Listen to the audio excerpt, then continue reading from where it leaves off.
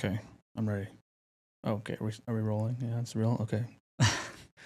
Well, hello everyone, and welcome back to another episode of Matrix Dialogues. I am here with, I don't know, I keep saying new friend, I feel like a lot in these podcasts, but it is a huge goal for me this year was to connect with people. I had gotten it started to become successful in other aspects of my life outside of connecting with individuals. And that's not a tangible or visible aspect of our lives, but it's one that's insanely important. So I'm here with Mr. RJ Herrera today. That's right.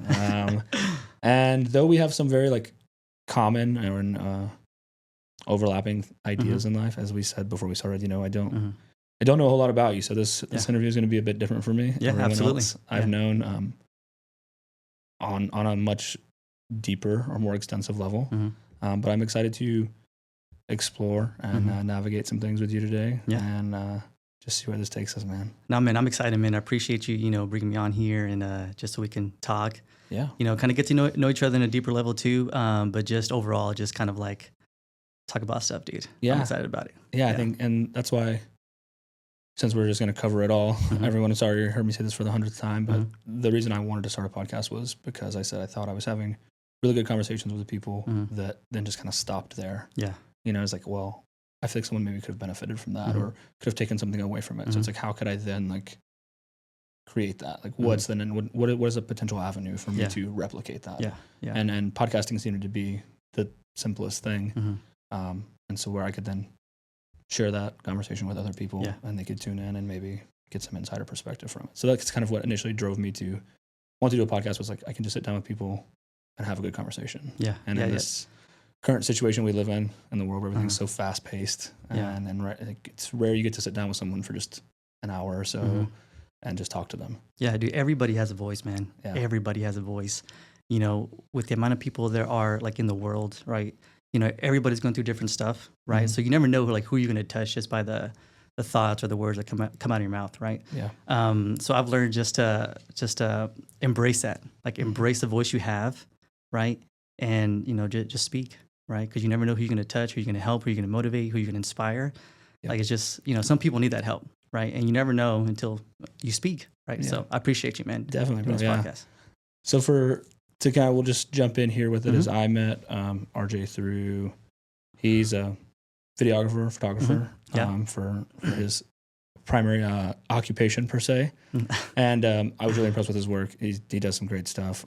I'll link all his stuff in the show for anyone listening. If you want to check out his work, he's great. Appreciate it. Thank you.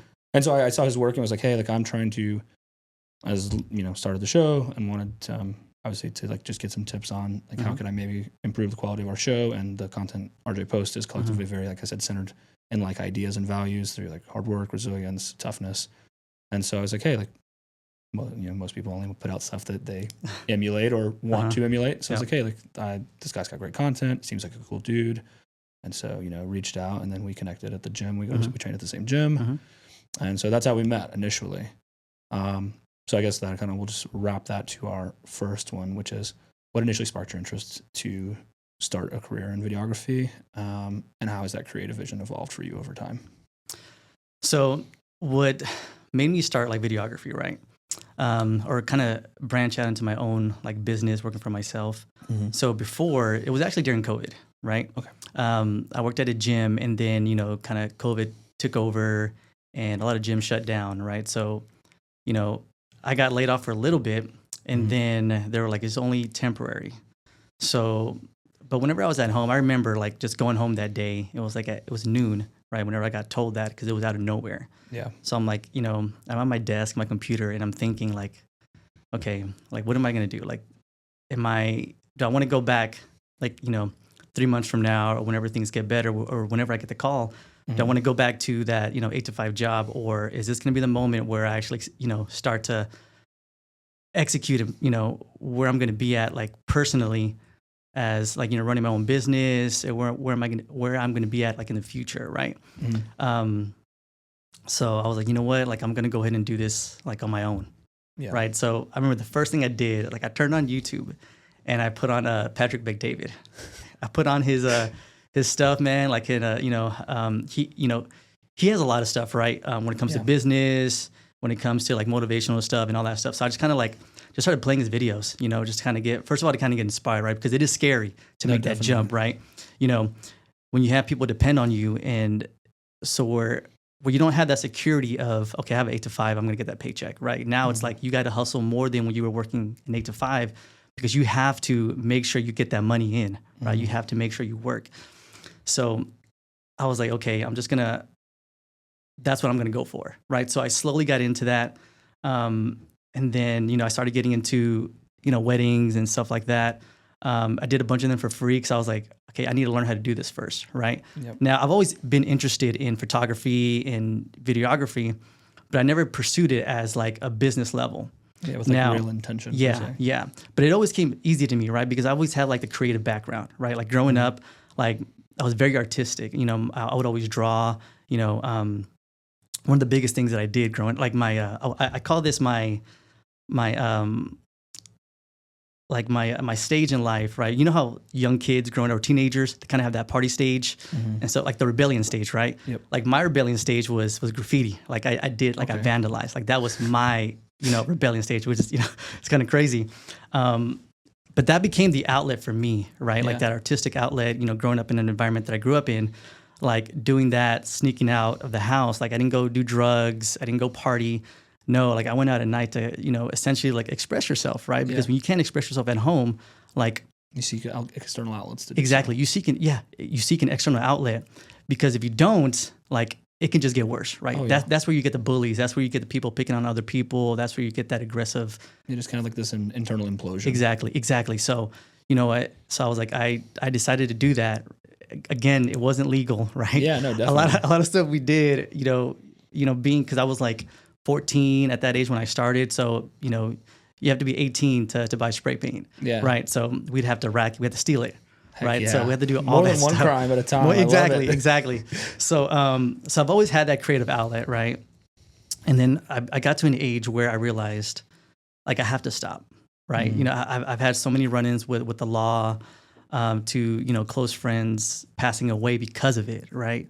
So like whenever, I think the turning point for me is whenever I had one of my best friends that actually helped me get into it, like he ended up passing away because of it, right? Because of graffiti work? Yeah. Okay. Yeah. So, is that like I guess I don't understand the context of that. I'm new to that. I got you. So, you know, okay, when you do graffiti, right, you go out in the dead of night. Yeah. Like, you go out on like in those demon hours, right? 2 o'clock, 4 o'clock in the morning, right? And then you're a young kid, right? So what made it like exciting for us is like the thrill of it, right? Yeah, like 100%. All that. Doing something you're not supposed to do. Yeah. But not just that, but it's like the I guess you could say that, right? The adrenaline of it, right? That's what kind of gave us that excitement. And, you know, we do it, like a lot of people like to associate it or like to put it in one big pot of like gang related or this and that, but it's actually like complete opposite, right? Yeah. You know, like you do it again to express yourself, but like everybody has like their own name, right? Yeah. So kind of like a street name. Kind of like a street name. Yeah, like your artist name. Like your artist name. Yeah, exactly, right? So in the point of it is to get your name across. People do it for different reasons, right? People do it because they want the world to see their art. People do it because they want other graffiti artists to, you know, to see their stuff, right? To know that they're getting up, you know, all over the place and they're staying up and this and that. Or they're doing it because they want to show off like where they can do it at, right? Like the billboards and those places. Like, how did he get up there? Like, how do you do that, right? Yeah. So there's different reasons, right? But essentially, it all comes down because, you know, you're kind of letting stuff out. Yeah, trying to express yourself in some capacity. Yeah. So I had a buddy of mine. He's from Louisiana, so he went out to Louisiana and for vacation for like a family visit, right? So just kind of like getting the family together. And then I remember at the time, and I'm like 16 years old at this time, right? We were a part of like a forum. It's like you know, back then, you know, when we had like the dial-up speed internet, like back then it was like forums, right? Yeah. There wasn't Reddit or group chats. Exactly. It wasn't none of that. It was just like the forums, right? AOL Messenger. Exactly. Yahoo Messenger for the older folks. Exactly. So we were on this forum. It's like a graffiti forum, right? For like graffiti artists, right? So there it's like, hey, let's have a battle, right? Like you know, pick a word. We'll see who does the best, you know, piece, right, of it. This is like a forum, right? You talk about different stuff and this and that. So I remember I was on the forum and it was like maybe 9 o'clock at night, kind of around there, 9:30 on a school night. And then I remember scrolling across his page, right? Like the general page. Yeah. And then I remember seeing somebody posted, his name was Munich, right? That was his name. He's like, hey, Munich, please tell me this isn't you. And it's an article where it has his artwork. And it said, a kid passed away or kid died from doing graffiti, right? And then we're like, I remember stopping. I'm like, wait, what? And I'm like looking, and I'm looking at it back when MySpace was a big thing. I'm like in his MySpace to see anything he posted. So the article is pretty much like, so he was at this warehouse, he was doing his thing, and then obviously cops saw, right? So they started chasing him.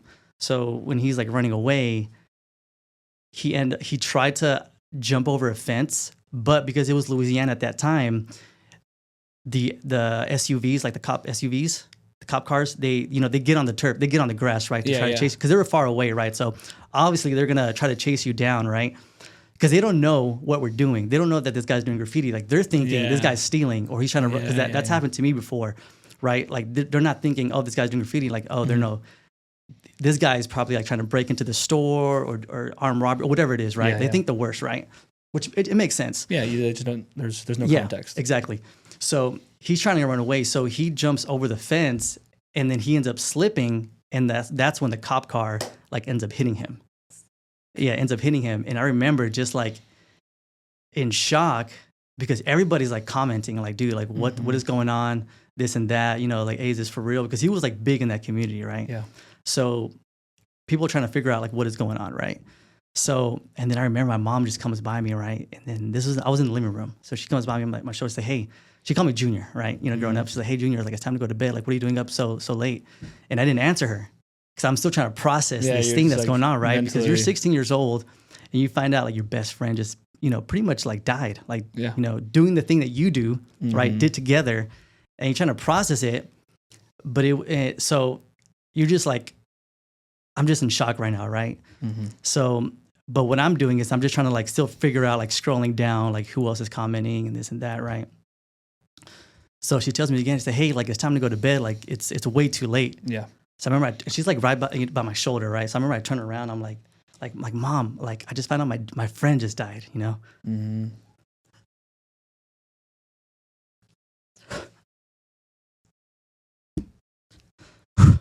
You're good, man. Take your time.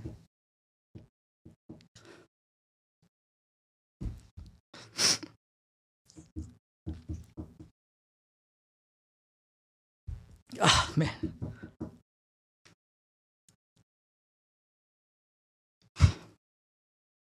All right, I got it. Okay. You're good, bro. You're good. Take your time, man. We got time.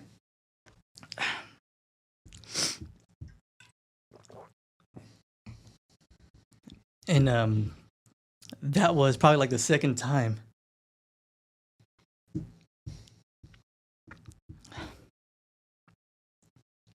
Where you have like a close friend like pass away.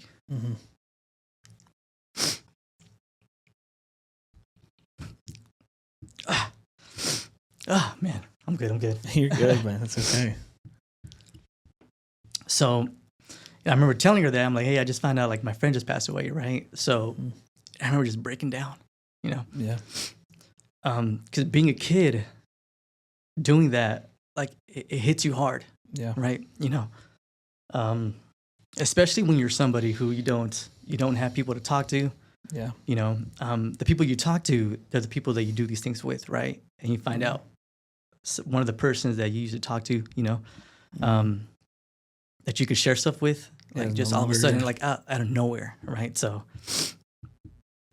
it hits you different, Yeah. So to kind of move on, I remember like that was like, I was like, okay, I can't do this no more, like this is like that could be me, Yeah. Because there's been so many different times where I've got, chased, doing stuff that I don't need to be doing, right? Just putting yourself in unnecessary situations. Yep. And, I remember one time we went out to go hit the spot up, and it's like 2 a.m. I'm with a friend of mine. And then we get to this location, and then out of nowhere, we see this guy sitting in a truck.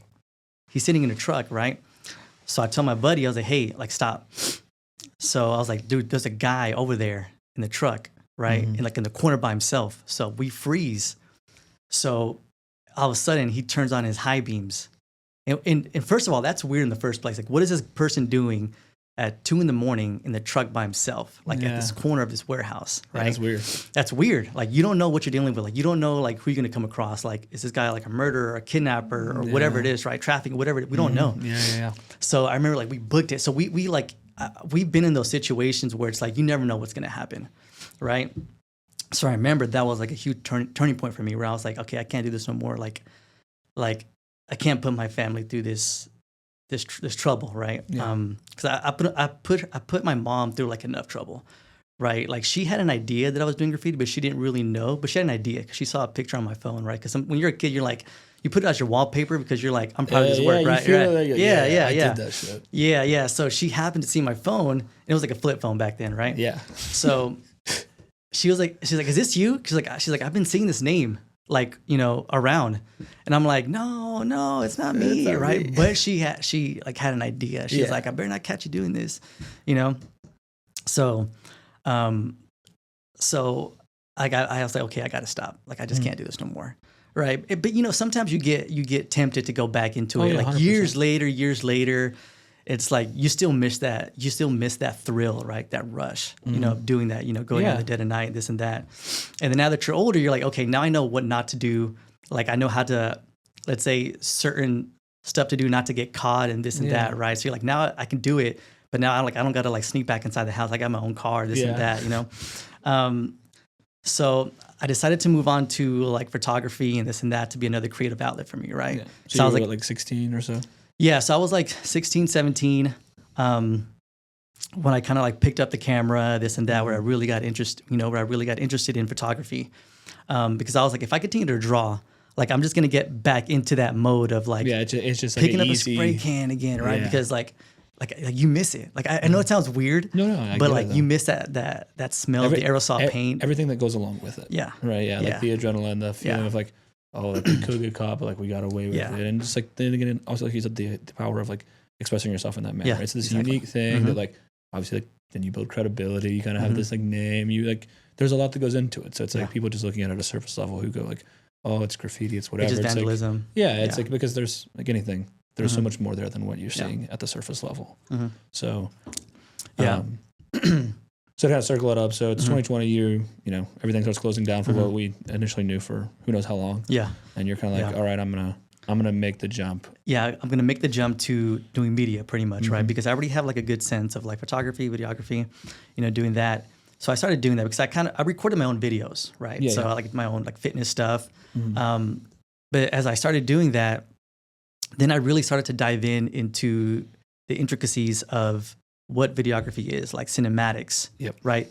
Like the real expression of having a camera and how can you tell a story like through the lens, right? Like an emotional story, right? Of all the dynamics, the different ways, like different postures that the camera can be in, can tell a different story, can tell a different narrative. Yeah. So I dove deep into that, especially like now, right? Like everything that I put out, like I want it to have like a certain meaning. I want it to have like value. So I wanted to tell a story pretty much, right? And I'm still learning, right? There's a lot of stuff that I'm doing that I'm still learning, right? How to tell stories and this and that. But I do the best that I can, like with myself. When I'm the subject, I'm the person behind the camera. I got to do all the editing. I got to do all that, right? Especially because my stuff is kind of, I don't want to say dark, but it's in a dark setting, right? Because like dark kind of has like this undertone where it's like goth or this and that when you hear the word dark, right? But it's just like in a dark setting. I like going out in the dead of night, recording because it just hits different.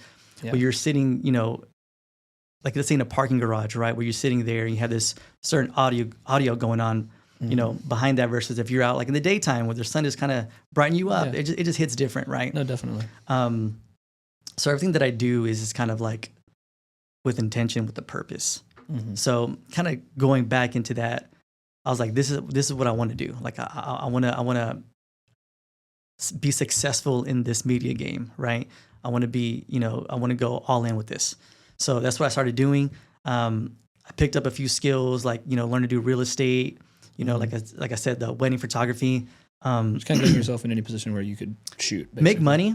But I did it because the root of it is like, I got to make money. Right. Yeah. So I was like, okay, but I didn't want to be those people where I'm just like, okay, I'm going to take real estate or like portrait photography and just like not do the best of it. Right. I'm just doing it for like a quick buck. Like, no, I'm going to like really learn how to do this. You want to do it the best you could. Yeah, because I want the client to receive a good product because I want them to come back to me, right? So I learned to do real estate, got into weddings and events and stuff like that. Did that for a few years. And then, excuse me. And then now it's like, okay, now I kind of want to step away from that. And I want to pursue more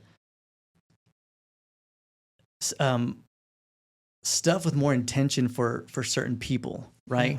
Like you said earlier, kind of truly telling like a real story. Yeah. As to where there's other things where, like you said, for like, that's like real estate or portrait photography is like, oh, okay, this is for your LinkedIn profile, or this is for so you can post this home. Like it was for a purpose, but something a little bit more meaningful. So. Yeah. So like, in content creators, that's great for that, right? Because content creators, they want to tell a story, right? Yeah. And that, I think that helps me a lot is because like I'm helping them bring their story to life, but it's also helping me because like I'm learning the different outs of it because like I don't want to just learn how to put my story together. Like I want to learn how to put your story together, right? If you have this vision, let's bring that vision to life, right? That's what I love to do, right? So to answer your question, that's how we started. That's how we started, yeah. Okay, so we covered everything from that was a lot. I appreciate your willingness to share there. So from COVID kind of being your segue initially to some good old Patrick Bet-David. I love that guy. Yeah. Kind of like we said, aligns with similar ideas and perspective to multiple crimes here. And we got some vandalizations, some stealing. Hey, you got to get your feet wet. You have to. You have to. It's like I tell everyone that like anime is so impactful because it's the best like storytelling format. Right? It's the weirdo who's the outcast who no one ever believes in, and then like he's the one who saves the village, right? Yeah. It's like it's this arc of a story, right? And that's what makes it like compelling and people want to watch. Yeah. To obviously, unfortunately, the passing of your friend. I can share I'll reciprocate that same vulnerability. I have a very like that's tough for me to hear because my best friend when I was in the Army, we were super close. It was like family to me.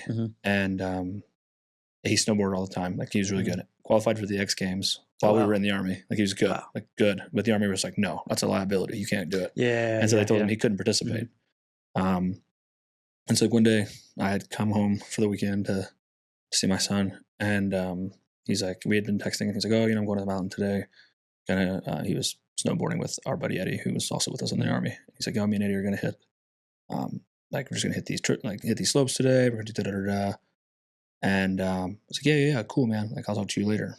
And it was like right when the first Guardians of the Galaxy came out. So I was like, hey, like we're going to see the movie when I get back, right? So this is like Saturday morning. He's like, yeah, we're headed up the mountain right now. We're on the ski lift. Like, and I was like, hey, don't go see that fucking movie without me. Like some real gay shit. If you don't know much about the Army, I'll fill you in as we go. But it's real gay. That was my dude. And later that evening, the guy he lived with, also a really good friend of mine, his name was Jason. And Jason calls me and he's like hysterical. Like I can barely understand what he's saying. And he's like, I says, is Colin's dead? That's all I could hear. And I'm like, what? And it was actually the same time that like the McGregor Mayweather fight was happening. Yeah. I told you that memory thing earlier. Yeah. And so like I go outside and I'm like, what? Like, what are you saying? And he said, Colin's in an accident. He's dead. I remember I just was like in my driveway. I just like hit my knees. I started crying. Like it just was inconsolable. That was a dude that I had never been like that close to anyone in my life. I'd never been that vulnerable. I'd never like built a relationship that deep with anyone. I had my dad had passed away a few years before that, and that was the only person I'd like really like confided to about that and my emotions that were lingering there, and then obviously all the things that we deal with through in the Army. Like he was just the embodiment of what you would want to be as a human, in my opinion. It's like when there was there was hundreds and hundreds of people who just came through social media and whatever, and just like had such good things to say about him. And I remember thinking like that's the kind of person I want to be. With someone who's like that good of a person who loved people that intentionally and that wholeheartedly. And so I can like just like instantly, it's like I talked to him a few hours ago, like I was just sending him this stupid meme, like, and now I never get to see him again. Yeah. So I hate to hear that, Mm-hmm. and can relate to, and I'm sorry, man. I know it Yeah. sucks. But also for me, in its own way, like shaped for me, like I have to be different than who I am now, right? Because Mm-hmm. obviously, in somewhat of a different capacity, not from I was doing graffiti or Mm-hmm. stealing spray paint, but I wasn't living my life the right way. Yeah. Yeah. You know, that's the core of it. Like that's the overlapping idea there. And so, yeah, I can just relate to that. So I wanted to equivocally, like as we said, kind of share and get to know each other a little bit more. Mm-hmm. And so I can relate to that. I know that's tough, but I think I also, the perspective I give now to people is, how old are you now, by the way? 35. Oh, you're goddamn 35. fucking old, bro. Shit. No, I'm kidding. I'll be 30 next year, so you're a little older than me. You look young, bro. Holy appreciate shit. you, man. Thank Damn, you. I thought you were definitely my age. Whoa, 35. 35, man. Whoa. Yeah. Damn. It's a lotion, man. Yeah, I'm telling you, you got that every morning. Lotion every morning. You got that same shit Diddy got, huh? Yeah. Well, no, just kidding. Sorry, it's cultural. I had to drop it in. He looks young. Y'all see it if you're watching this. Like he looks young. Okay, so so that's been like it's almost been 20 years now for you. Yeah. Oh shit. Yeah. So like Colin died. Mm-hmm. Ooh, what year are we in now? 24. Yep. 7 years for me. Mm-hmm. I say like, in hindsight, it's like maybe there's no other way in which I become this person I am now without this really like tragic thing happening to me. And in the moment, it's like, oh, it's this really horrible thing that like is insurmountable and I can't recover from it. I felt the same way when my dad passed away. That was the only thing I could like compare it to. I was still so young. I was only 22 then. And I was like, I've never felt like this much of like a hole inside of me. But now here I'm at 30. I'm like, there's no way I become this person right now today who could endure all of those things and make it through it if I didn't have that. Yeah. And so as much as I'm like, oh, I would, give up time of my life to have just a few more minutes with these people. Like I know there's no way now I become the person I am now without that really unfortunate thing happening to me. And so it's something I try to like give back to people is realizing that like, obviously not in that moment. You don't go, hey, like 5 years from now, you're going to feel really good about this. Yeah. Like, that's not how you deliver it, but just continuing to provide them the ability to realize like, yeah, this thing is awful right now, but later it may be something that you can really look back on with a sense of like gratitude and fulfillment in because you at least had that relationship, that connection, that bond with someone, but then also that you learned so much and it helped shift you in a way that moved you to who you are now. And again, that doesn't make it any less shitty in the moment, but I think just with time you can move to that. And I was going to say, is that something that you can also kind of relate to, that you don't see RJ today without, though it's shitty, this not so great thing happening? Being optimistic can be very hard in certain times, right? And it's true, like death changes people, right? It changes. Like it can be, for the good, for the bad, for a lot of people. And sometimes for most people, right? It can be for the, bad, right? A traumatic experience or something like that. And, sometimes they never recover from it or they dive down a more darker path, right? Yeah. When people deal with death, I've always been very optimistic. I've always tried to be, I smile a lot, whenever I talk to people, and that's been something since I was a little kid. I don't know if it was because like I'm trying to mask something that I'm always smiling, because sometimes I've caught myself like smiling, and then when that person leaves, I just want to break down, and I don't know why, know? So I think that kind of became like a default where I'm just like, okay, you got to be positive, got to be optimistic. So whenever death comes along, right, which is, I think it's one of the most difficult things that you can endure. 100%. Like how can you be optimistic with that? Like it's very hard, right? And I think depending on the person, like it might be natural for you, right, to get the positive. Like, you know what, like I'm gonna stop doing what I'm doing because I don't want to end up in a situation. I need to better myself, right? For some people, that might be more difficult, more challenging to do, right? For me, like I knew that instant. I was like, okay, like I need to be better, right? I can't be doing the same stuff, right? Yeah. So I took that, like the death of my best friend, and turned it to something like positive, right? Okay. So it does change people. No, 100%. And it just like for yourself, right? You're like, you know what, like I want to be better, so that way he can live through me as well. Yeah. Right. I want to show people, he taught me some valuable life lessons. Yeah. Right. So that way 10 years from now, I'd be like, hey, how'd you learn this? Or how'd you learn to be like this? You can tell his story. Right.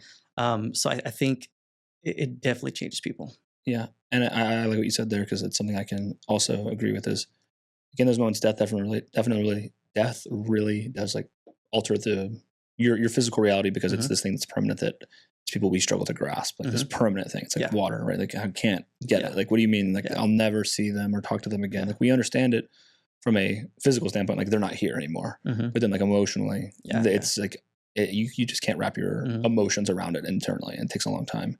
Like you said there, so it changes us, but it becomes this thing that you either overcome or does kind of just slowly kill you, like that you can't recover from. A lot of people's lives have, infinitely been moving in a progressively more successful or better place since something like that, or inversely, they've then catastrophically fallen off and never get better. And I said it in my last episode with my coach Ben, and I said, I think you either overcome it or it kind of kills you.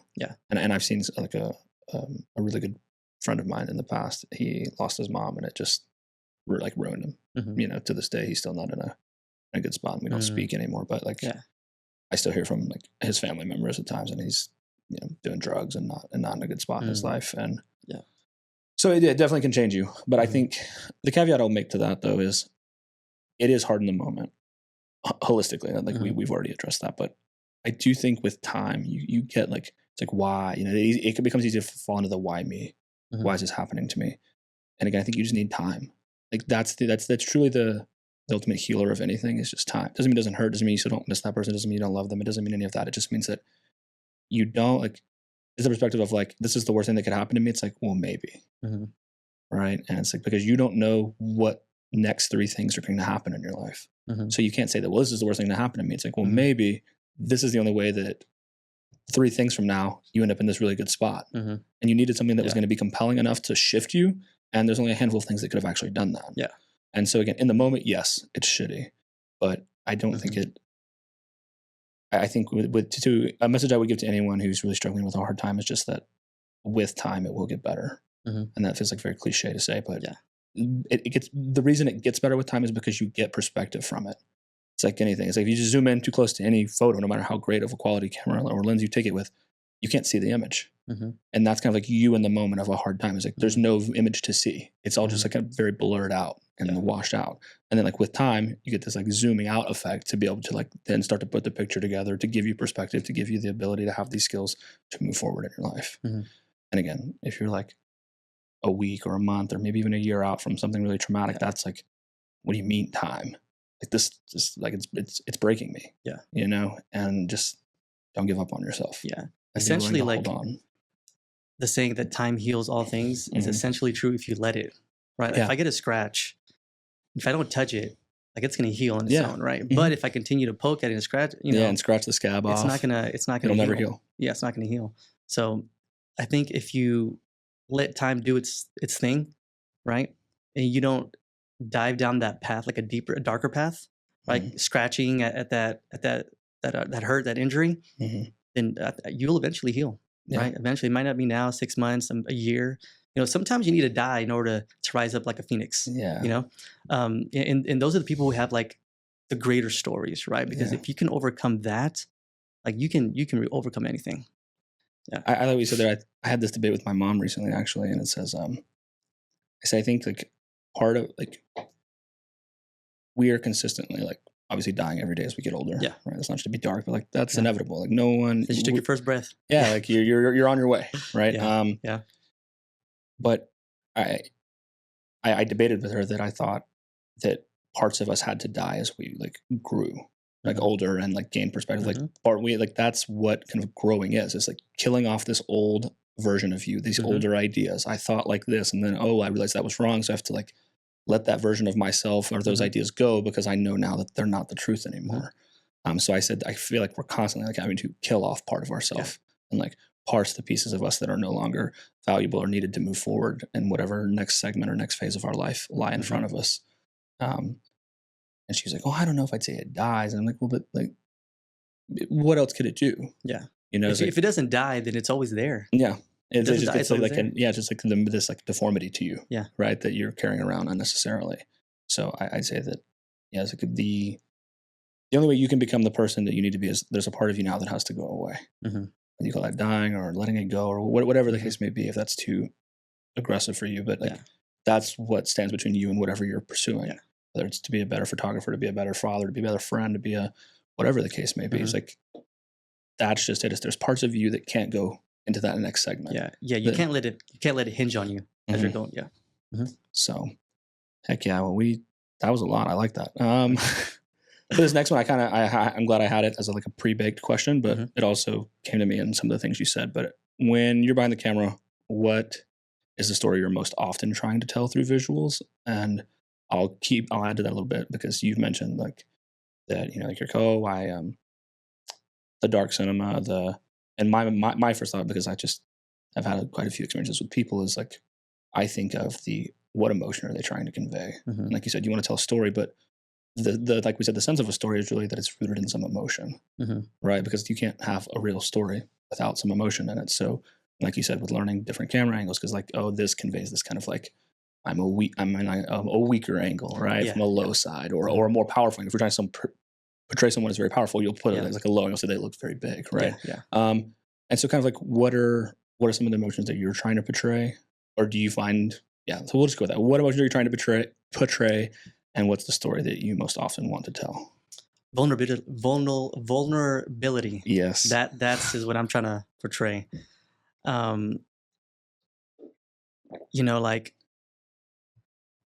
I like my stuff, or the people that I'm trying to reach to, you know, those are the people that are currently the antagonists of their story, right? Mm-hmm.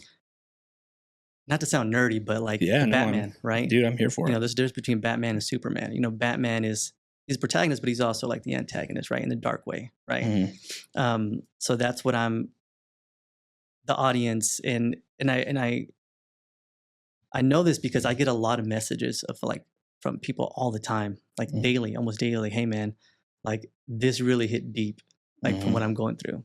You know, like I can't speak to people, I can't open up to anybody, but this audio, whatever it is, this like really hit deep. So thank you for that. Like I'm going through the struggle right now. Like this really helped me. Heck You yeah. know, and it's the people who are going through like their toughest times. It's not the person who's like, yeah, like I want to, you know, inspired and this and that. It's the people who are like in the darkest moments, right? Yeah. That's who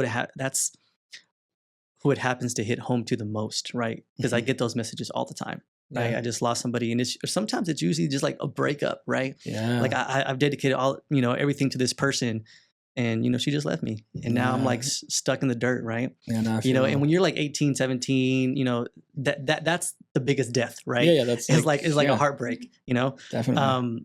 So and then so I try to use that, you know, for people who are going through that, like, okay, now's the time when you're in that heartache, that heartbreak, Yeah. right? You're essentially down in the dirt. Use that pain, use that emotion, like Mhm. in the gym, Yeah. right? Use it for something, you know.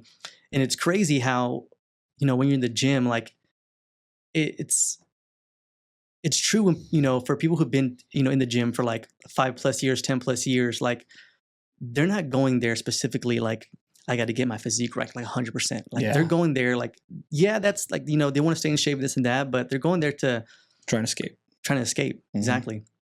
You know, and it's crazy. Like I've had so many moments like I'm in the gym where I'm like, I just start to like tear up, ball up, because you're just like, because you're lifting your weights, right? You're working Yeah. out, but like these thoughts just kind of going through the head. You're going through your head, right? Yeah. Like that's your escape, and that's where you start to, you know, it's like a conveyor belt in your head, like all the different, you know, It's like memories reliving or those reliving moments. stuff Mhm. or problems or situations, you know, going through your head, and you're just letting it out, right?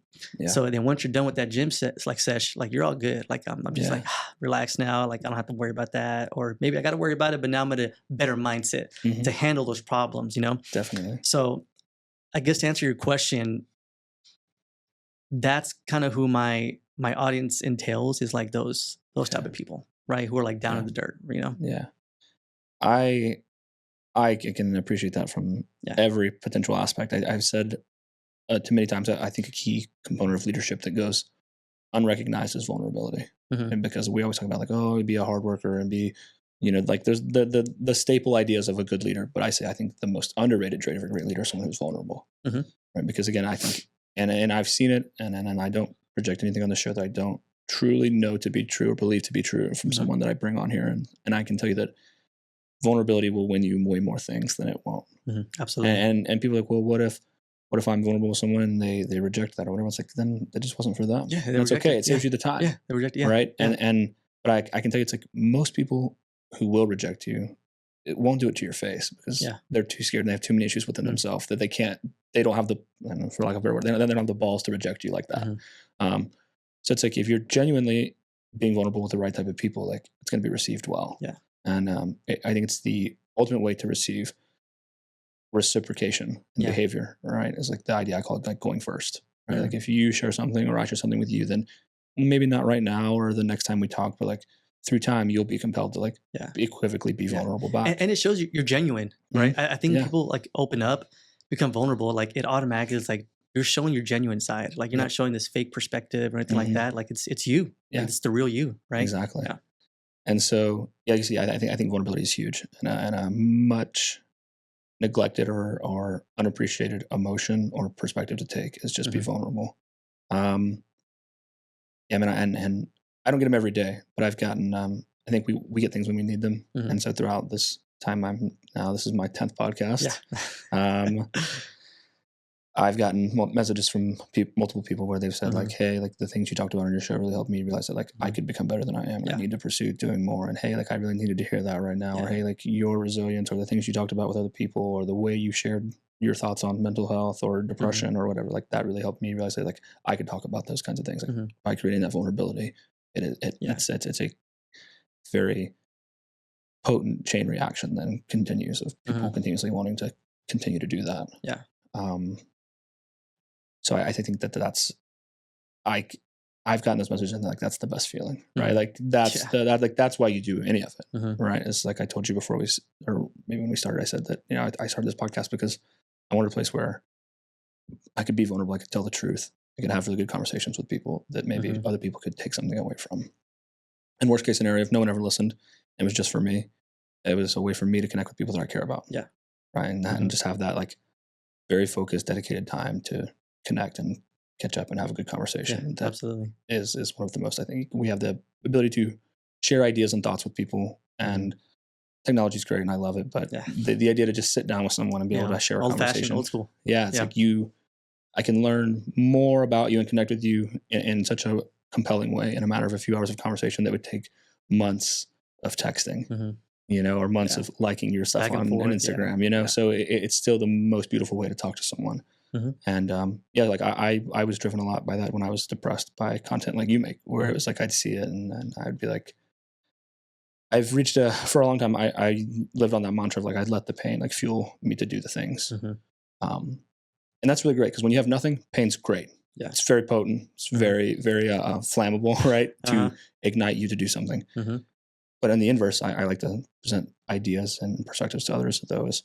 So when I had nothing and my life was horrible and I wanted to kill myself and nothing in my life seemed to be going right, pain was a great thing to use. But then you start to win a little bit and you start to have a little success and you start to achieve things and that the potency of that pain starts to subside. It no longer is a key driver. And so something I've holistically been trying to like replace.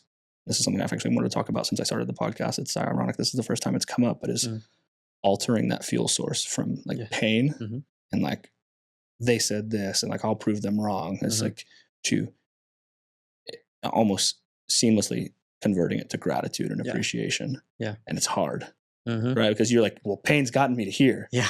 Right. And you're just looking at the mountain that you still want to get up and it's hard to accept that that's not going to take me all the way there. Yeah.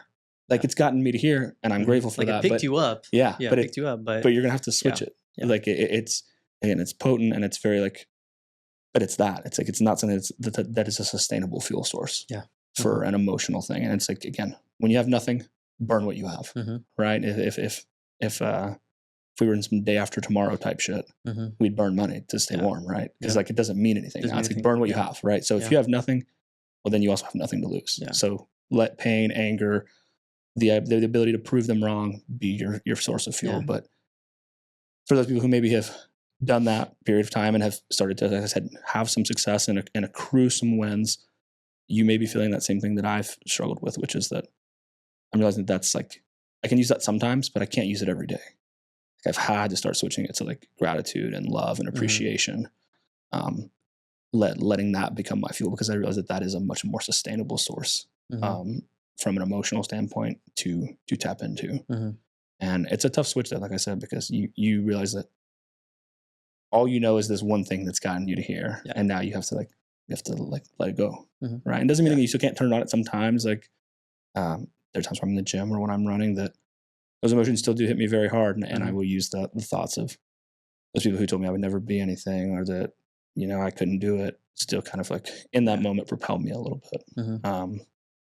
But much more often than not now times I find that people that I know that do believe in me and that do love me and that do support me and that show up for me in ways that I could have never thought would be possible. And I let that fuel me. And again, when you have nothing, pain is great.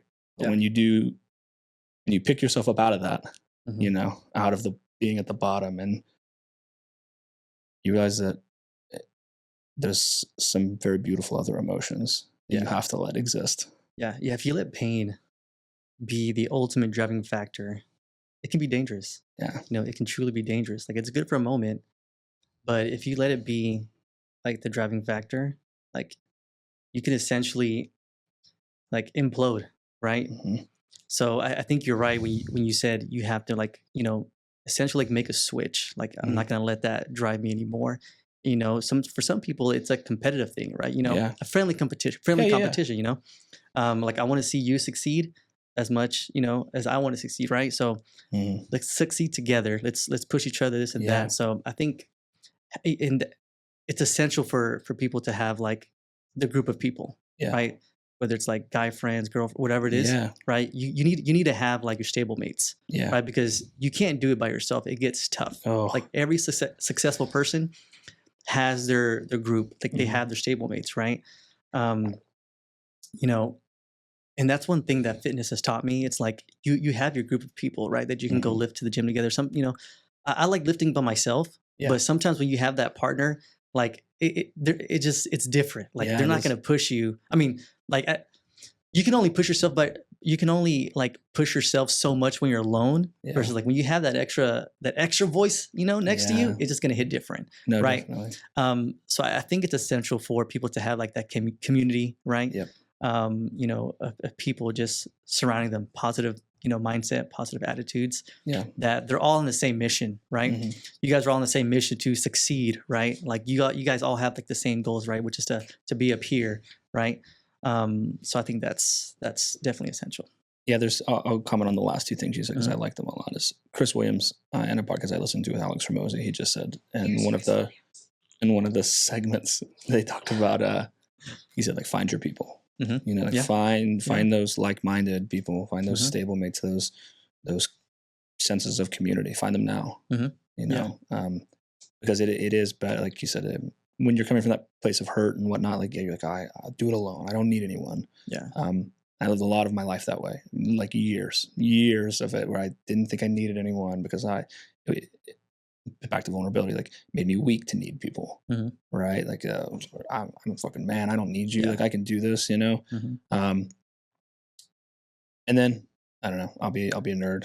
My favorite anime is like Naruto, undoubtedly, you know? And so when, you know, it's like when Sasuke finally realizes that like he needs everyone else, you know, it's like the same thing Naruto's known all along. It's like, I need people. I just want friends, right? So that I can have this community, so that I can have these people here for me and that I can depend on them and they can make me better.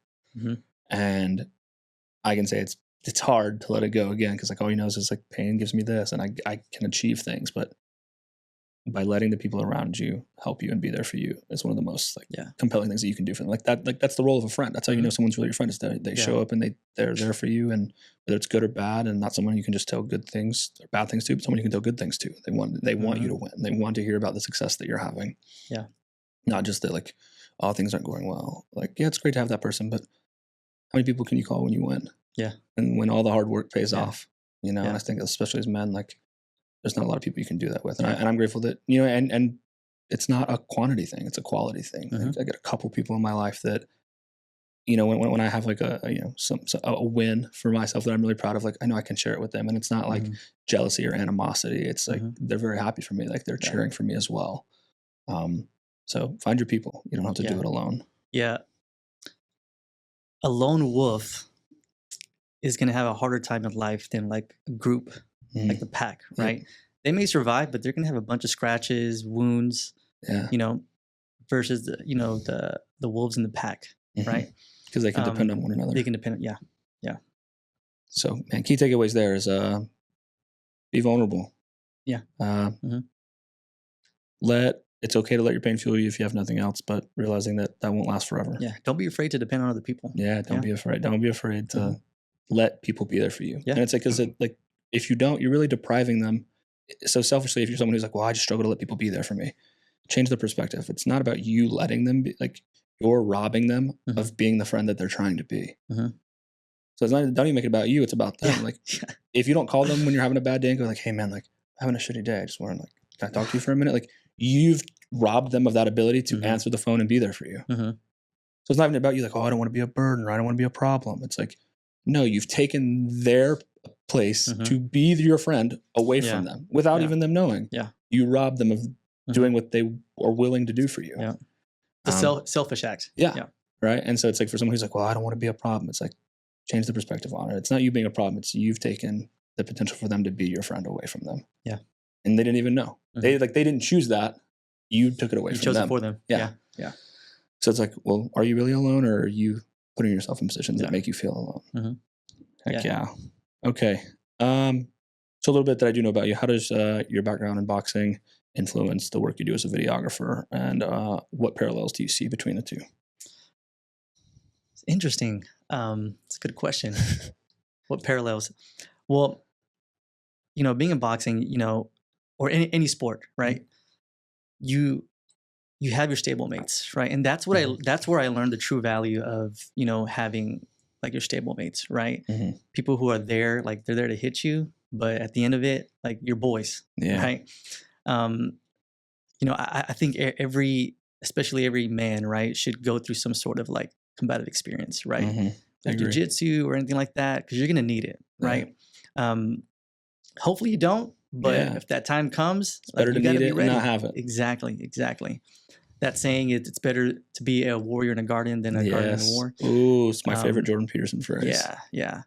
So going through that, like, and not just like, you know, combat sports, right? Like an actual training camp, it's tough, right? No, it's nothing compared to, you know, what you went through, like, you know, in the army. It's definitely not the same thing, right? In our own way, like you're going to war, right?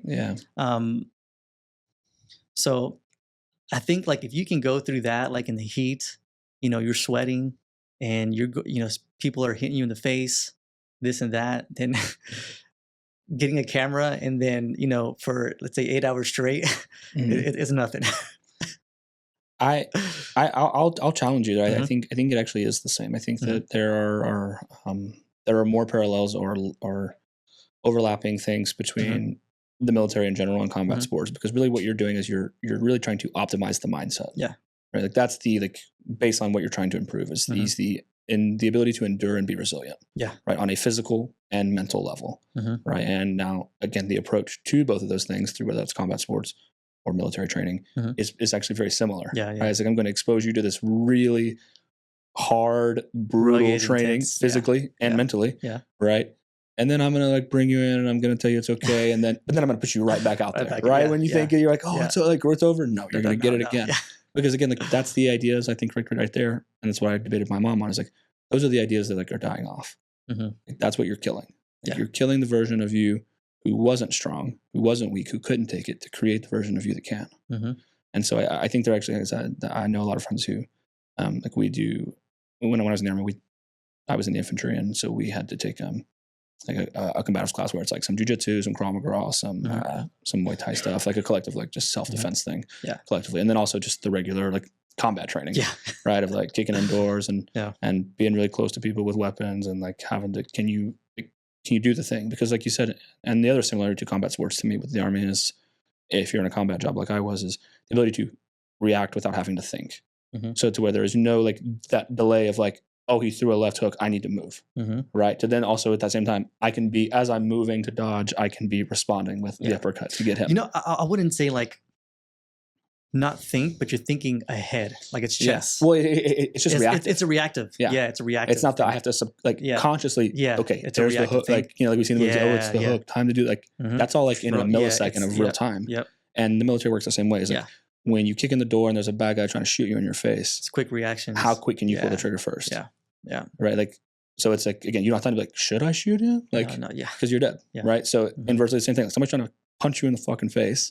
Right, as hard as they can. Like you need to move. Yeah, they're trying and to also hurt you. then like you said. So it's like you're going to war in a much smaller time frame, right? Minutes per round, or rounds per se. And that's like, but inversely, like we're training for the same thing. We're training for this potential of we're going to deploy and fight for months potentially. At that max effort level, right? Yeah. And then we'll come back and train and whatever for the year, and then we'll do that again. So it's again, I think there's actually so many similarities. I think that's why a lot of military guys either have previously done some combat sport or post their time in a combat job go and pursue combat sports because it's something that gives them that like mind. Like there's that discipline, that accountability. Like there's so many collective dynamics that are the same.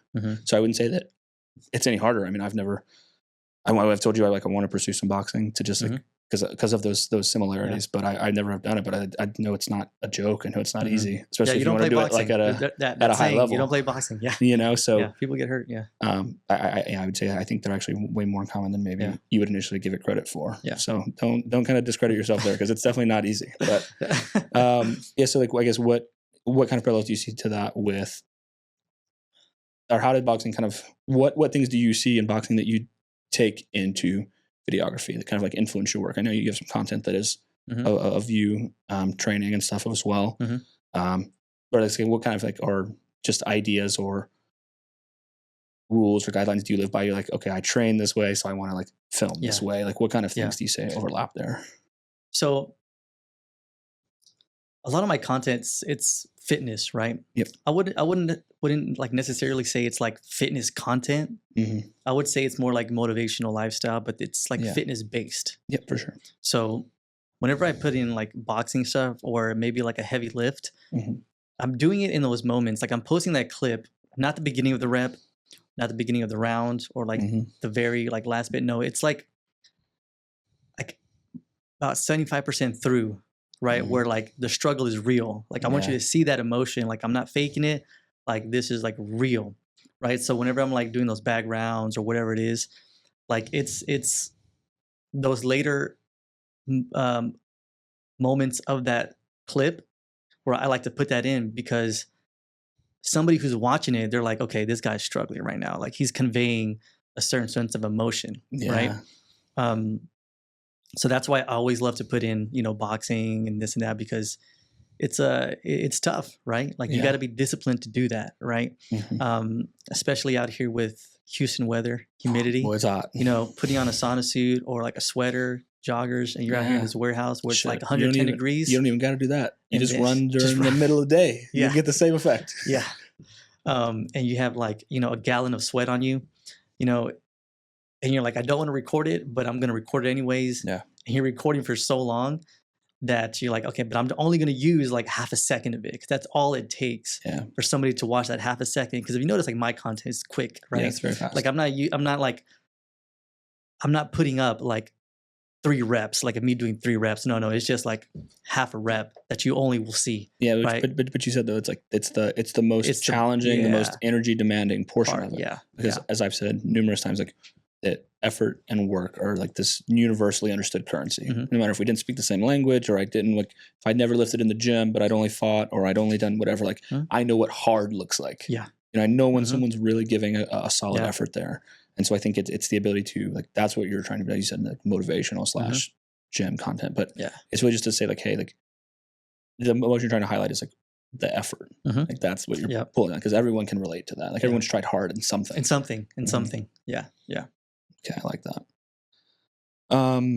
Boxing, we just briefly touched on this, but we'll go at it again. Boxing is often as much mental as it is physical, how do you maintain focus and discipline in both your creative and athletic pursuits?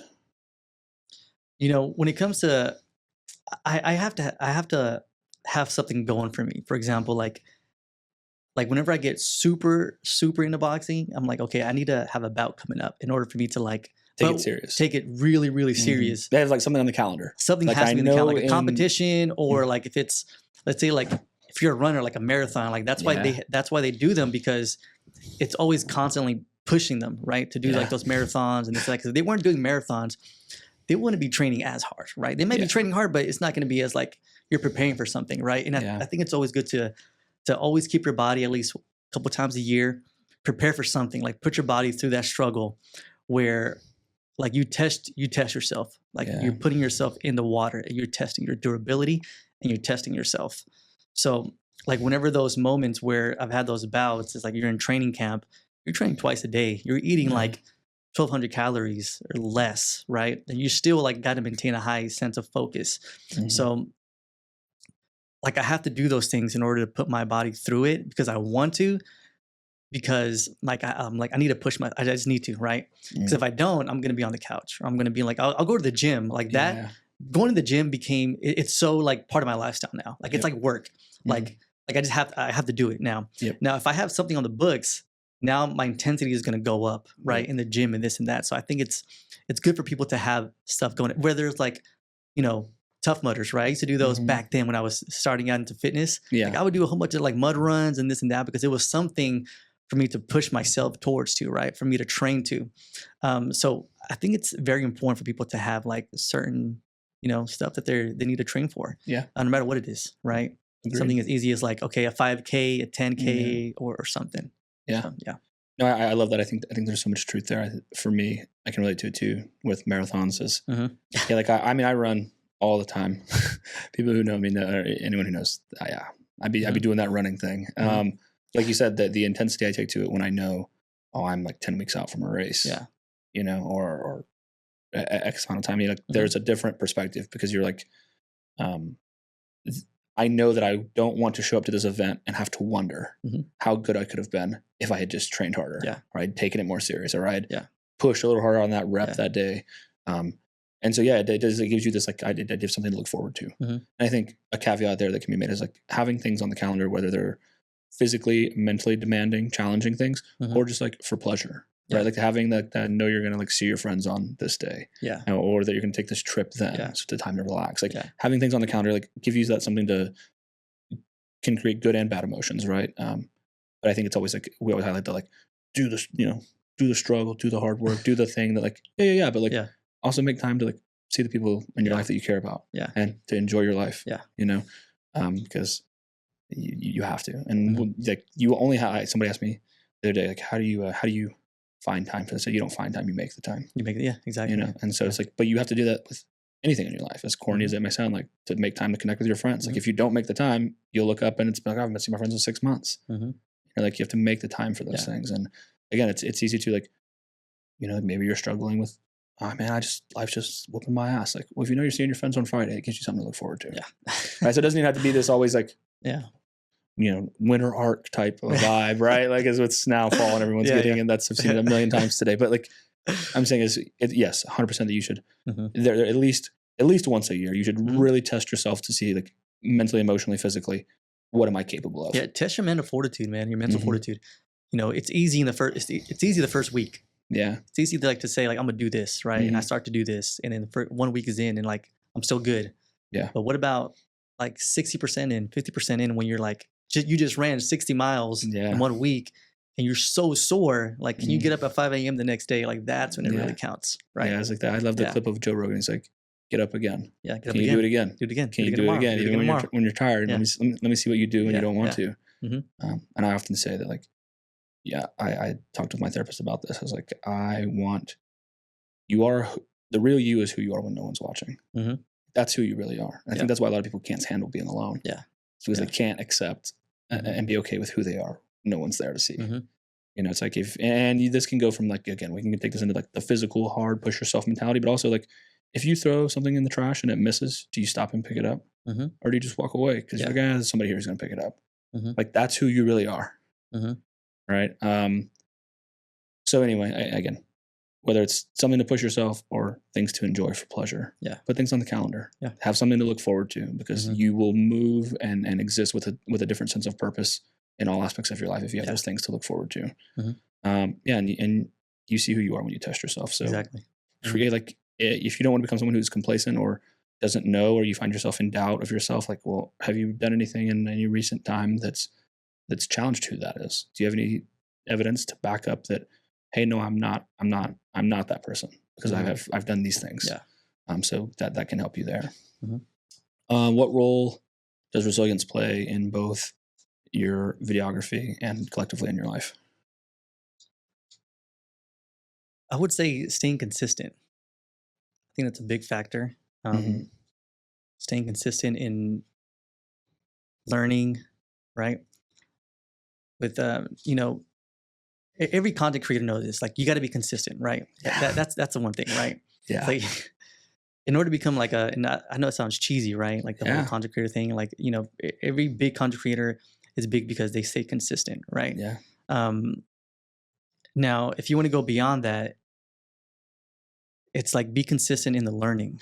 Like, be consistent in doing, like, again, when you're alone, it's midnight, you should be going to bed, but you know what? Like, I'm gonna watch another YouTube tutorial, or do something, learn something new, right? I think that's become a big, huge, like, I still do this now, right? I think that's a big, huge factor is in that resilience plays, is being consistent in me learning, right? Because it's easy to be consistent in stuff that you love to do. Like, I love to pick up the camera, record people, take photos, like, that's easy. But what's challenging is getting better at it, because you have to learn. You got to put in the work, right? You got to do stuff for free sometimes, right? You got to take on new projects that you're like, okay, I'm going to see if I can really do this. But in order to do this, I got to do my research, right?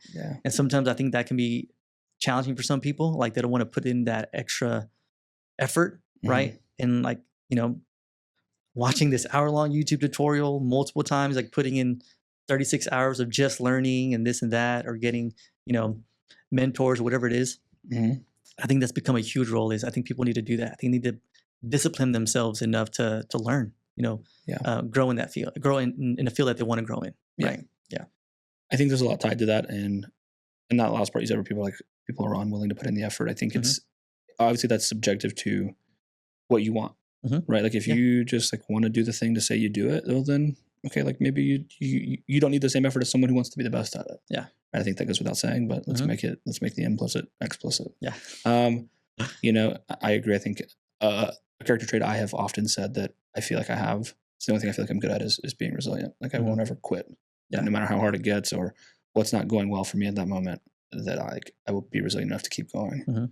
And even in like the darkest points of my life, like, the only reason I got here is because I was resilient enough to like not fully give up, right? Despite not wanting to live life or be present anymore. Like, I was able to hold on enough to make it through another day and make it through another day until things did start to get better.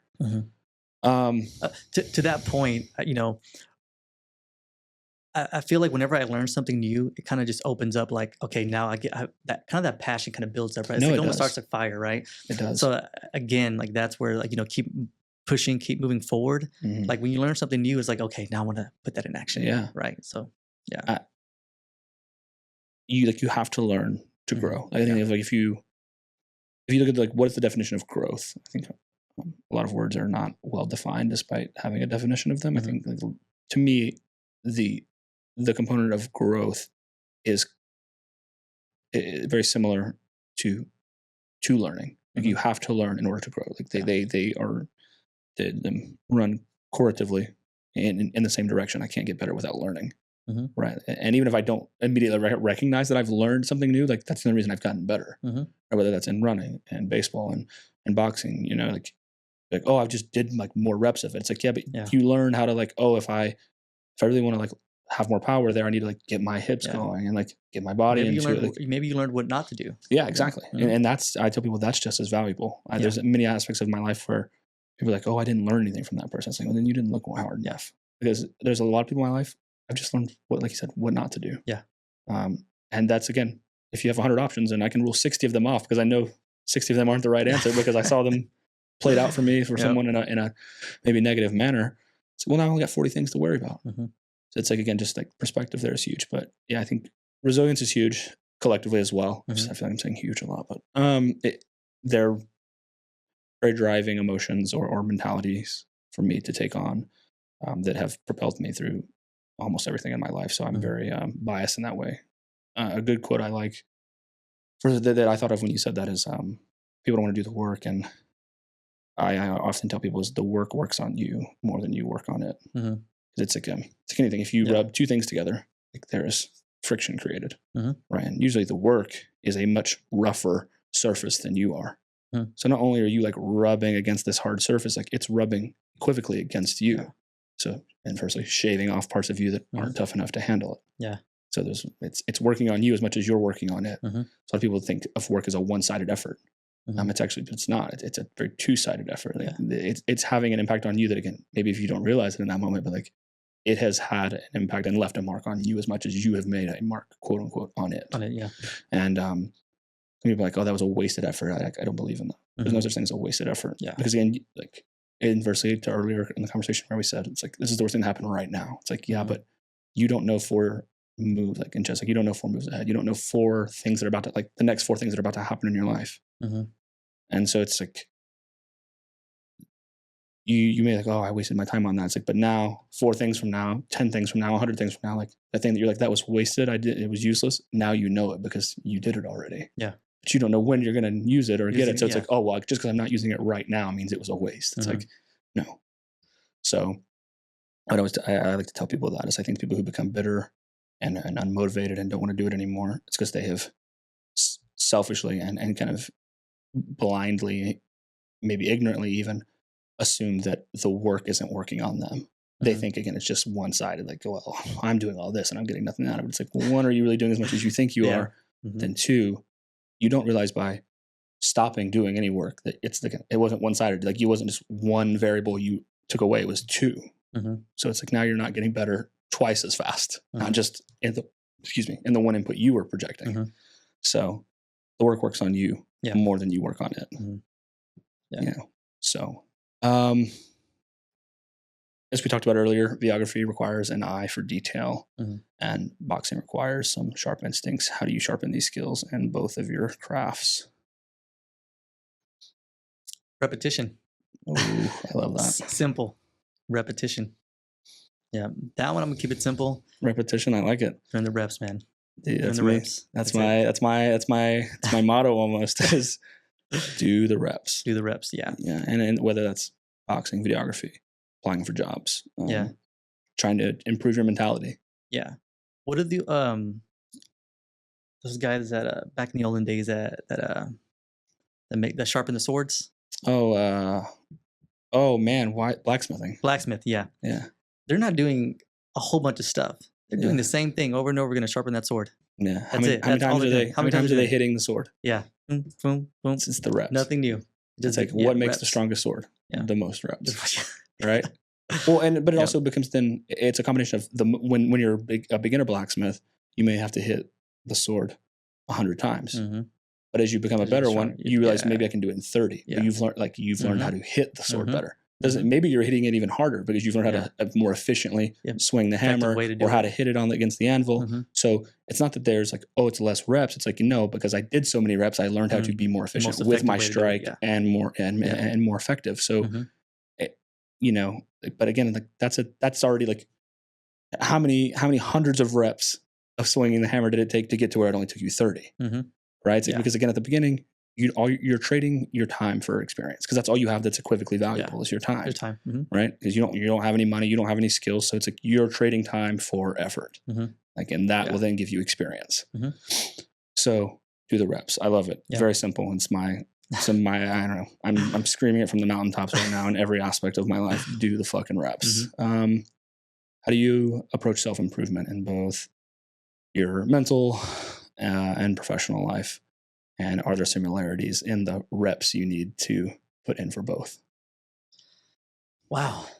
Mental improvement. I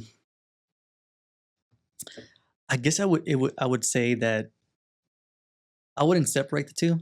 Mhm. I think if I'm improving myself mentally at home, like on myself, that's going to translate into whatever I do. Yep. Right. Um, and I'm going to go into kind of the same thing where I said like learning, Mhm. right? Um, we live in a day with like internet and all that stuff, right? So a lot of the stuff that we watch on the internet, we can consume can be bad or it can be good. It can Yeah. be, um, all that. So I always try to consume stuff that's going to be intentional, like podcasts, right? Yep. Listen to people that I know that's going to have value in what they're saying.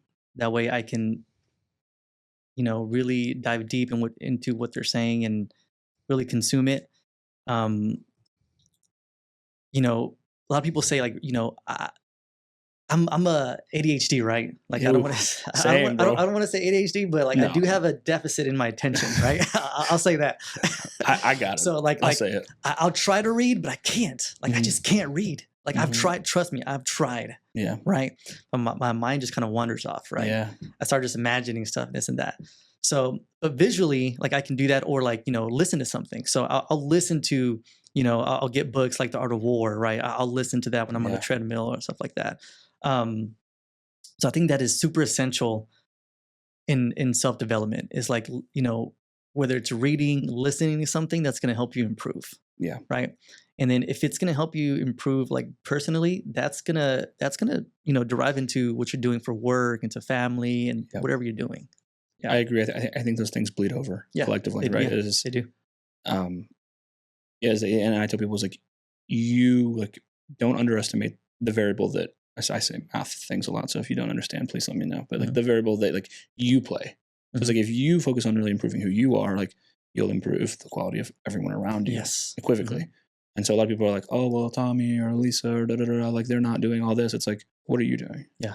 Right. Yeah. And so really focusing on like making sure that I've said it before. It's like you were here when I said it's like you're the most important thing. Yeah. And so pour into that. Yeah. Right. Because if you improve the value of you, well, you are the biggest variable in your life. So that will then improve the quality of your life. But then you're still a variable in everyone else's life. And if you can maybe make that variable bigger or more positive or more conscious or more aware or whatever it is, like those bleed into like other aspects too. So pour into yourself and invest time, intentionality, as we talked about. Yeah. Like, and from a consumption standpoint is with social media and everything, if you wanted to be bodybuilder, you'd make sure you ate a very intentional and quality diet. Right. Well, inversely, I think if you wanted to be, especially in today's stage of like mentally healthy and you want to consume things from a content standpoint that align with who you are, that like the direction you want to be.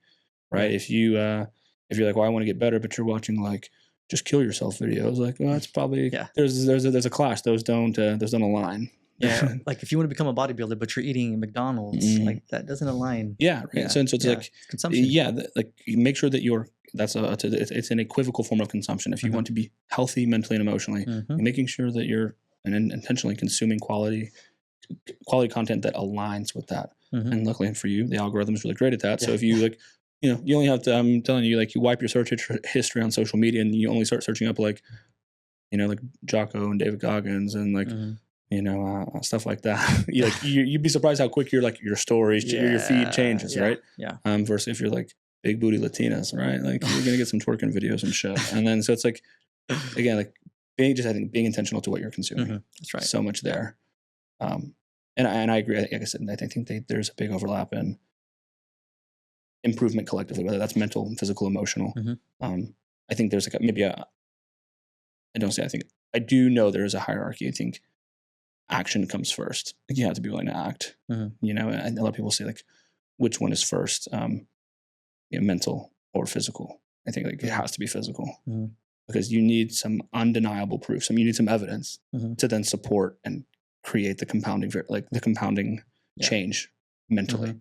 Because if you can't prove it in any way, like how can you then like alter the way you think? Right? It's like if I don't like myself because I'm a loser. Okay, well maybe you are a loser. So you need to start doing some things that aren't loser like. Yeah. And then you can start to like, okay, look, because of X, Y, and Z, I'm not a loser. I did those things. Right. And so it's like, I think that physical action is the precursor to anything mental coming after. That's my argument there. Yeah. I think it's upstream of anything mental coming. No, So that's be like, true. I want to be mentally healthy. And they're like, but I've heard a lot of people say like, I'm gonna get my mental health right, then I'm gonna get physically fit. I'm like, no, I don't think you understand how that works. Yeah. Like there's so many, they're the same because again, like they're like the precursor to taking a photo is that there's a lens on the camera, right? Like, but the body of the camera is like your action. Yeah. Yeah. You can have a really great lens with no body and there's no picture. Yeah. Right? There's no picture. Yeah, So, yeah. but inversely, like you can have a really great camera with no lens and there's this is it, but you need the body of the camera in order to take a picture. Yeah. Not just as much as you need the lens, but you can't just have it like, great, you have a lens, nothing's going to happen. Yeah. So let the body be the physical body's action. Yeah. And then you can just put a good lens on it and then you can take a picture. So it's a good analogy. Physically, yeah. For those filmmaker people in the audience, but just in general, I think that, yeah, the precursor is always action. Whatever you do, then you can assure yourself of, and by doing something that's challenging, you can do things that are mentally challenging. Build on that. Yeah. Yeah. I think that either way, it is exponentially moving, right? Whether if it's something good, like we said earlier, like it's going to exponentially become better, and inversely, they're like negative things can exponentially become worse. So maybe your life really is shitty, and you're not that great of a person, and there's more to you than you realize. So let's start just like small, like the snowball that becomes the size of a planet. It's a little pebble at first. Yeah. Right. It's like just we need to get you pebbly moving. Like just something you don't small. need to be strong mentally to get up. Yeah. You don't. Yeah. And if you think that like, oh, I can't find wins, it's like then maybe you have a little too much pride in accepting that maybe you're at a spot that you're not. So it's like, say if you can't run, walk. If you can't walk, like sit. If you can't walk, like sit, lay down. Like, or whatever's the lowest thing that you like, whatever's just within your capacity to do. If you do that, like with time, there will be more progressive. Like you will get further. But a lot of people, they don't want to like lower the bar to where they actually are in order to accept like, hey, I'm actually not in a good spot as I thought I was. And so their pride kind of blocks them a bit. And rather than just saying like, hey, I'm struggling to get out of bed. Well, let's just get out of bed. Yeah, just get out of bed. Yeah. Or if you can't get out of bed, like, can we just sit up? Yeah. Like continue to lower the bar until it's something you can do, then do that thing. Yeah. And then just move like with an exercise. Like you can alter it so many, like to simplify it. Right? You can't like squat all the way down. Well, can you like stand up out of the chair? Yeah. Like lower it till it's what you can do and then progressively build upon it. And it will rapidly improve. Yeah. You don't need a Goggins mentality to start. Yeah. Like that comes later. Like all that stuff comes later. But it's true that like starting is the hardest part. Yeah. And so many people are afraid or fear obviously is a huge driver. But like if you can start, that's the hardest part. So just start. Nothing will be harder than the start because you have no skills, you have no resources, you have nothing. So that initial first step is the hardest step you take. Yeah. Every other step after that is progressively so much easier. So I think the first time you speak, you've never spoken, like, right? It's only that bad the one time. Yeah. The next time you do it, it won't be that bad. Yeah. It'll still be pretty bad, but like it won't be that, like it will never be that bad again. Yeah. It's like the first step, the beginning, the start of anything that you're moving towards is going to be the hardest part. It takes way more effort to start than it does to keep going. Yeah. So once you start walking, it's very intentional to stop. You could just keep walking. Yeah. Right. Yeah. So for anyone out there, just if you can, that will be the hardest part. Everything else will become easier. Yeah. Starting the diet, starting going to the gym, starting the improving your resume or applying for the jobs, like just start. Yeah. Do it with purpose. Yeah. Because that's going to help you weather the storm. Definitely. When you're climbing Mount Everest, like it's the hardest part is the middle. It's not the top at the peak at the summit. It's the middle. That's the toughest, right? If you hear people like who've climbed Mount Everest, they say the toughest part is like when they're like halfway through, like 'cause that's when you see the dead bodies, all that stuff. So when you start, if you can do it with purpose, like you can weather the storm. Yeah. Just kind of keep pushing. Definitely. What have been some of the most significant challenges that you've faced in your career or your personal life, and how have you overcame them? Challenges is not getting enough business to be blunt, man. No, I'm here for it. How do you push through that though? When you're in that position of like, wow, rent's due.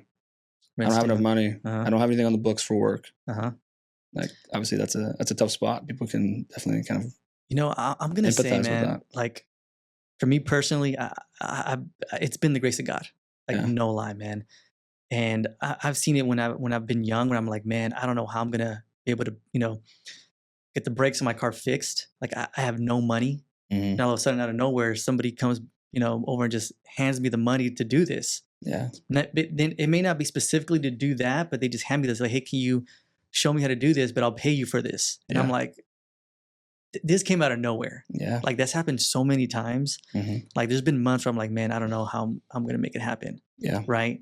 But, I believe that God provides, right? Yeah. He provides for everything. So that's all I can say about it, dude. By the grace of God, that's how I've been able to, keep bringing, money home, for the family and this and that, and, and provide. Again, I'm not being lazy about it. Yeah, like, no, like I got to be intentional with my work, Yeah. But I'll keep it like another simple one is that, just by the grace of God. I think it's as the verse says, like, seek and you will find. Yeah. Right. So if you're intentionally, like you said, like, and with purpose, looking like, hey, I'm willing to do work. I don't care what it is. I'm just willing to like put myself out there and do honest, quality, good work. Like, that's what you'll find. Yeah. Right. Yeah. I don't know. That was a simple answer, but there's a lot behind it, and I'm torn on how much I want to go into it. I had a whole earlier in my show. If anyone hasn't listened to it, episode 2, I talked with a good friend of mine, Jordan, a lot about faith and our perspective to religion and whatnot. And I grew up a lot in church. I know you said you learned to play piano in church, and no, I think there's a lot there. But and I looked at what symbolism or Bible verses really I found like the most compelling to like real life, right? That I could like, I call them undeniable truths that I saw in life. And people say, oh, they're from God. So obviously it's like, well, yeah, but there's a lot of nuance there. And it's like, it's hard, especially when you're young and you haven't been through enough yet to actually like get some tangible perspective to that. And so it's like, what are something I could look in my life and see that like, hey, these things simulate to like verses in the Bible, or these ideas or these characteristics like resilience, toughness, like the ability to continue on, like, for I'm with you, you're never alone, right? Like seek and you'll find. Like, so how do you like stick through anything? Like, trust in me, like all these phrases. It's like, okay, yeah, I hear that, but like, where can I look in life and see that it's actually that? And so we explored a lot of those, those topics there. Heck yeah, man, I love that. Now I'll let that one be. Can you here? Let's talk about this one. Let's talk about time that where your creative vision didn't align with the clients and how you navigated that. People love a little spirited debate. So that only happened like one time where I had a client, and this was for an event that I shot. The client didn't like the way the photos came out. Now they came out. I liked them, right? Yeah, they were good quality for sure. But I get that a lot. I don't want to say a lot because that only happened once, but I can see that happening a lot when the people, like the customer, says they're photographers, or they have like, say they have this background. Oh, I take photos, but then you realize they only take photos with like their phone, a dinky camera or something like that. Like they're photographers, like photographer too. I could take a picture. That's the only time that I've gotten like pushback, like, oh, we don't like the way the photos came out, it's too dark, or is this and that. And then I had to explain to them like the scenario that we were in, right? Well, like you arrived late to the photo shoot, right? We started 30 minutes late, the sun has gone down, this and that, blah blah, whatever it is. Like sometimes the customer or the client, I don't say the client, they don't want to take accountability for their actions. They want to show up and they want you to produce a good quality photo or video from what they give, from what's there. Right. No matter what's going on, no matter if they came late, no matter if, they didn't do, let's say the makeup right, or the hair isn't done right, if they can't pose, because sometimes you got to pose everybody as well. Right. Work with photos. Right. So they magically want you to, if they're not smiling in the picture, they want you to turn that into a smile. Like they want you to, do something crazy with them. Like, hey, like there's only so much I can do. Like I can't. I'm just taking the picture. I'm just taking the picture. I'm really capturing what's really happening. I'll do the best that I can. Like I'm gonna pose you right the best that I can. But if you're not smiling in the photos, as much as I say smile, smile, smile, but you're still not smiling, or your daughter is not smiling, and this and that, there's only so much I can do. Yeah. Right. Still just got taking a picture. Yeah. Like I'm gonna do the best that I can, and then I'll explain that to the client. Right. But sometimes you get those clients. It's just the way it is, Yeah. right? In any business, you're going to get that one 100%. client who's never satisfied. There's a Karen the product. everywhere. Yeah, There's a Karen everywhere. You never meet a hater doing better than you, and you ain't doing it right if you don't got a couple haters. Yeah, that's right. All right, that's right. So no, I like that. I think inversely too, just for anyone, is like a lot of times when you run into a dispute with anyone, whether it's your partner, your friend, a business colleague, someone you're doing business with, is that a lot of times it's because there's a lack of understanding of the vision. Like if I say red right now, we both think of a color red. It's probably not the exact same shade though. Neither are wrong. They're just different. Right. And so it's though we can use the same word, what we think of, and doesn't maybe mean the same thing. So it's like, as we skew, like now it's like, well, how do we get so far off? It's like, because though I understood what you said and inversely you understood what I said, our minds ended up in two different spots by the end of it. And so I think a lot of times those things happen, like you said, one, because of nuances and people just want to complain and whatever. But then two, the main driver, that the unintentional one, is that like we just don't understand. Like we are still humans, and we think what the word little or kind of means to you means something different to me or to someone else, right? And so that's, even though we speak the same language, we understand one another, the images don't always line up.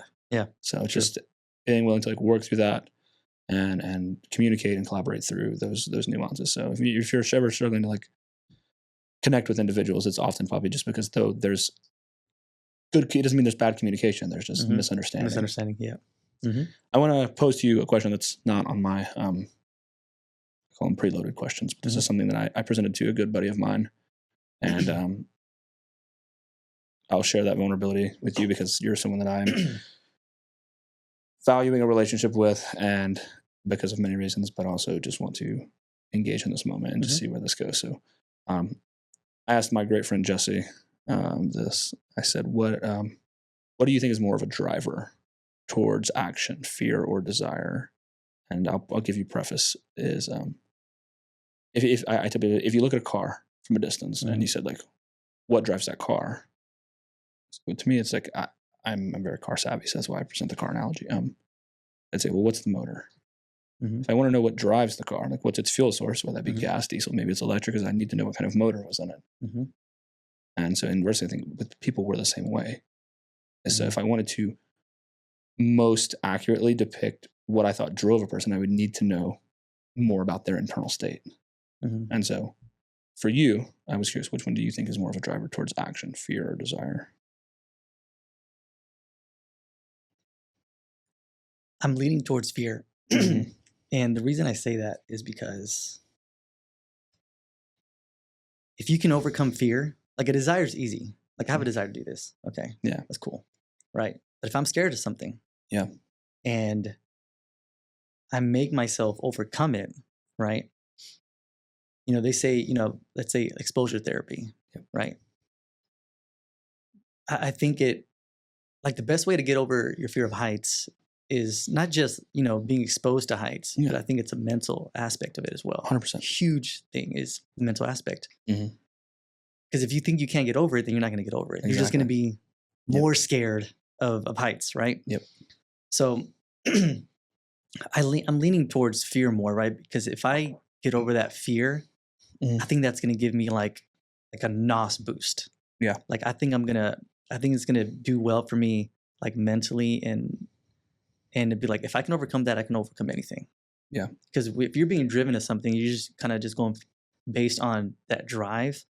Like you haven't gone through, you haven't jumped through anything. You haven't like conquered anything. You're just kind of just going with that motion with your desire, right? Now, if you have a fear of something like the fear of public speaking, right? And you get up in front of that stage, you get up on that stage and you overcome that fear.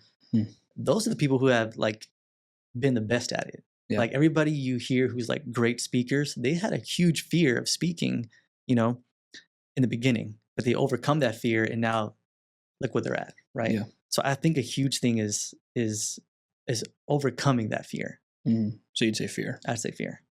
I agree with you, but I have a different reason on why I agree with you. I like your take. It's different than what me and Jesse came up with. This is why I wanted to start asking this question to people, just to test what I think.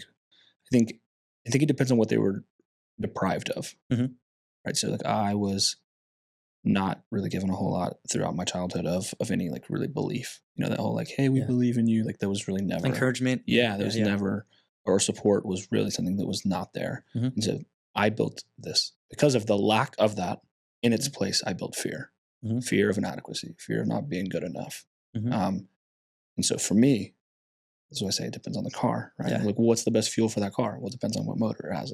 Is it a battery? Is it a gas motor? Is it a diesel engine? Like until you knew that, you couldn't make the call. You could guess, but you might be wrong. So for me, because of the lack of certain things, I clung to fear, right? And so for me now, yes, fear of never being good enough drives action for me in a lot of aspects. And yes, I do agree that like in therapy, I've been in therapy for a couple years now, and have holistically learned that anything that I thought I was scared of, mainly if that fear was, let's just say this big, all but about this much, all of about this little bit of it was me in my head, creating and enlarging that fear. Yeah. So I do agree with that portion of it, but I think it's still inversely, it's so person dependent. Yeah. Right. Because if maybe fear wasn't a big aspect or a component of maybe like a trauma driver for them, desire for some people, like the want to achieve it, the want to have something can be vastly more propelling than fear, because maybe they have no correlation to fear for them. Yeah. Right. So like they learned to overcome fear maybe very young because that was the only way they were going to survive. Yeah. But it was the desire to like, I want to help my family. I want to like help them get through this, or I want to give us these things we don't have. So for them, it's the desire that is more impactful for them. So I think it's I still stand by my point currently is that I think it is just person to person dependent. But I think the key thing is like, what is, if you just look a step before in their life, you know, I always say, if you're 10 whys away from figuring out your whole life. If you go, well, why do I get upset when people ask me things? Yeah. Well, why? Why do I not like being asked questions? Okay. Why don't I like being asked questions? Because I feel like people are getting close to me. Why don't I want people to get close to me? Right. Like you've 10 whys from that.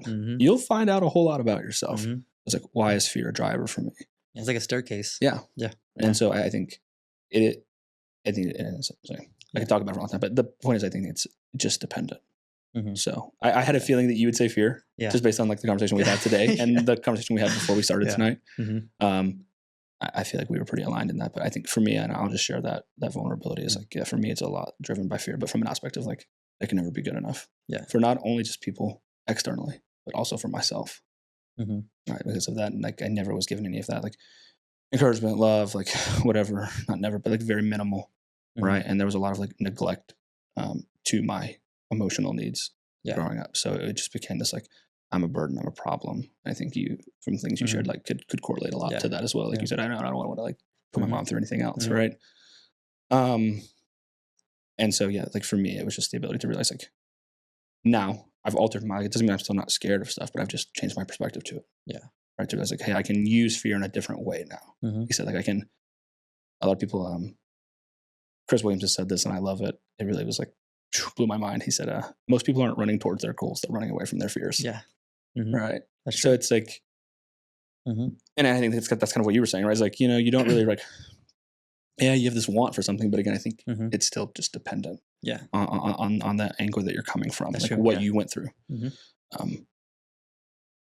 So that was that. I wanted to pose that because that's something I've really been ruminating with. And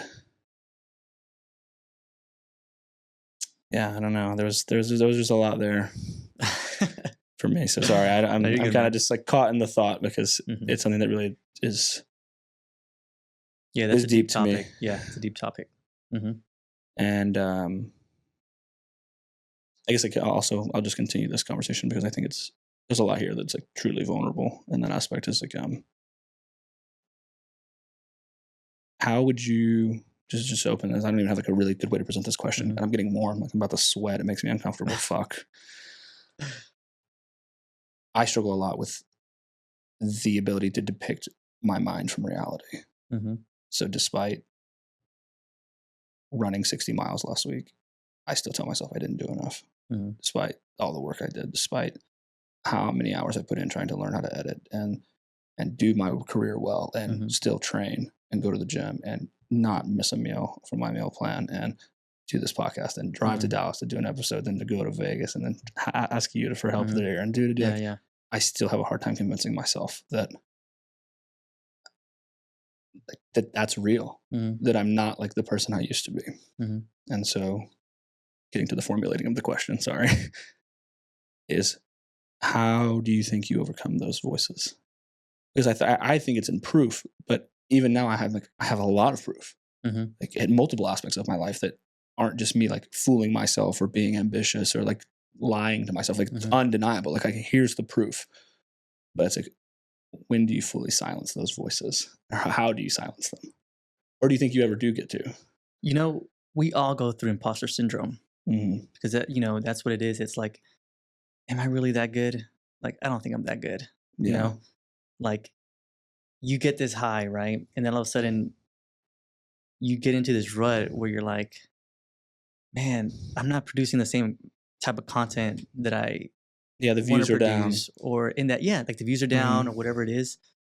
And you're like, man, I'm actually not that good. Yeah. Like, and everybody goes through that. Everybody goes through that. Yeah. In any field, right? You get that imposter syndrome where you feel like you're an imposter. You're not really what you say you are, right? And I've gone through that so many times, right? What I've been able to do to get out of that is, and I've had people like message me like, hey man, like, how do you find the creative aspect to do what you do, right? Because like I'm stuck in that stage, right? I'm gonna go back to what we talked about earlier, is like the reps. I continue to do what I'm doing, right? But now I try to find other sources of, let's say, like inspiration, right? So I'll watch like certain type of movies, you know, that I want to kind of like, that I like their cinematic view of everything, right? The director, whatever it is. So I'll try to find other sources of inspiration, because sometimes like I lose inspiration sometimes, right? And sometimes like that's where that might come from, you know, where like, oh man, I'm not really that good, or this and that. So I try to find other sources of inspiration, and I'll go ahead and, you know, that'll kind of like get the motors running again. Yeah. You know, that'll kind of get, you know, the gears running. Okay. Oh, I like the way they did this, you know? And then I'll just kind of start creating. And that's how I've gotten myself out of those ruts. Yeah. Essentially. Yeah.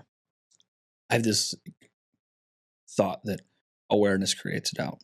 You know, like the awareness is like anything. It's a double-edged sword, right? To being highly aware means that you're almost acutely aware, right? So that you then double, triple, quadruple check, and then overthink and second guess even the reps, right? Like, did I push myself as hard as I could? Like, I tried really hard. Like, I failed on the last rep. Like, could I have, like, right? You're so aware that, like, the unintended consequence, I call them, of that is that then now you have this doubt, because you're too aware.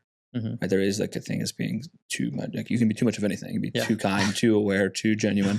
And I think with that, like, is someone who really, if you weren't aware, then you really aren't as good as you think anyway.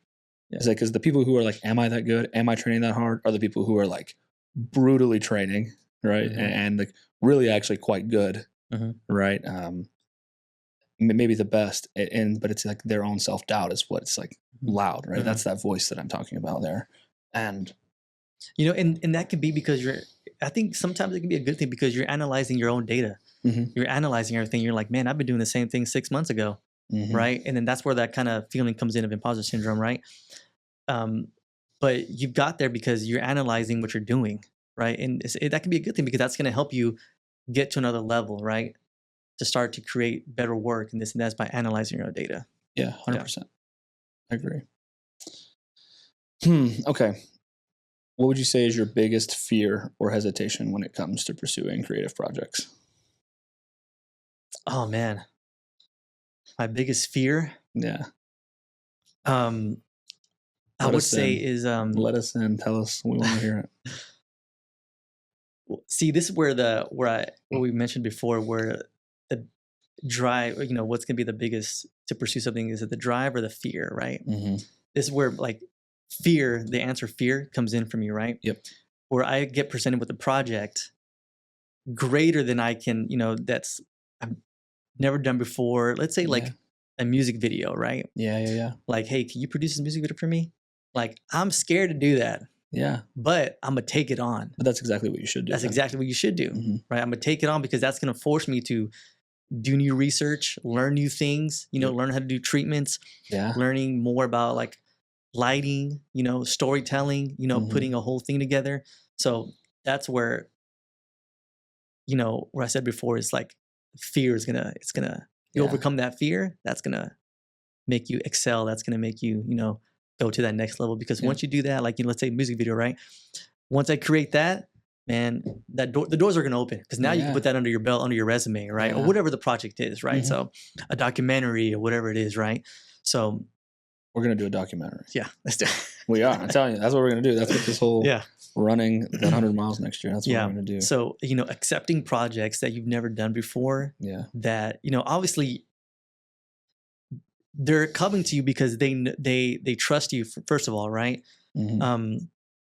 But again, trusting yourself that you can actually do this. So you can be scared and trust yourself. That's okay. Everybody's fearful of everything, right? Yeah. It's okay. It's a good thing to be scared, right? Mike Tyson used to cry every time he would get in there before he got in the ring. Yeah. Every time. He was always afraid.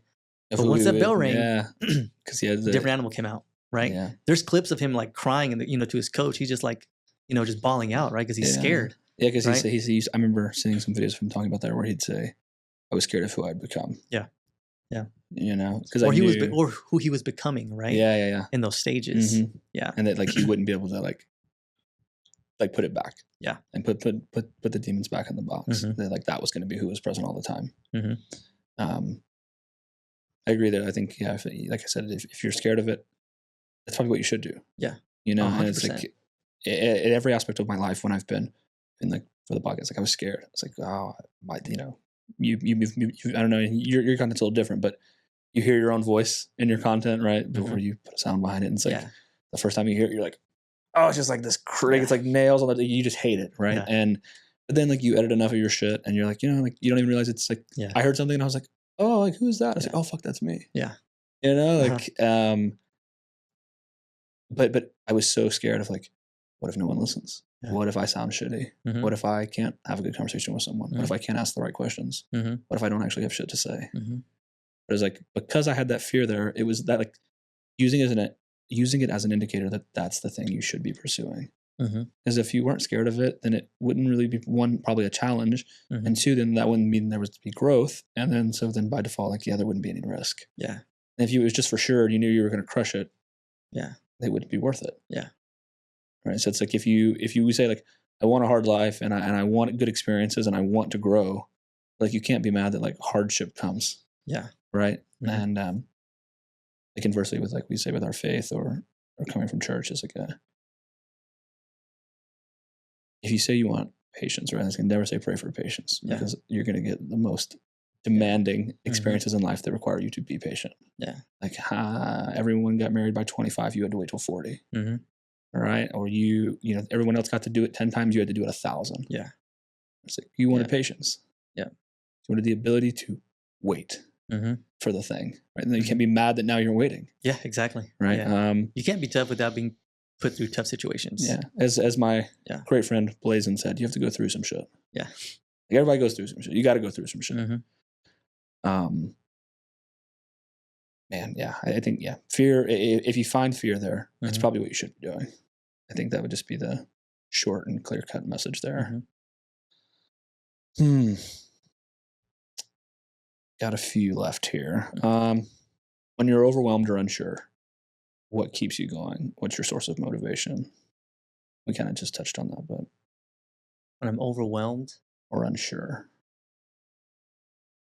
how do you, like earlier when we spoke on resilience, like how do you find that resilience? Like, I don't even think it's motivation. I'll let you ruminate on it. I think for me, I always tell people with the gym or anything, it's like motivation's great, and when it's there, let it fuel you. Right? It's potent. It's very rich.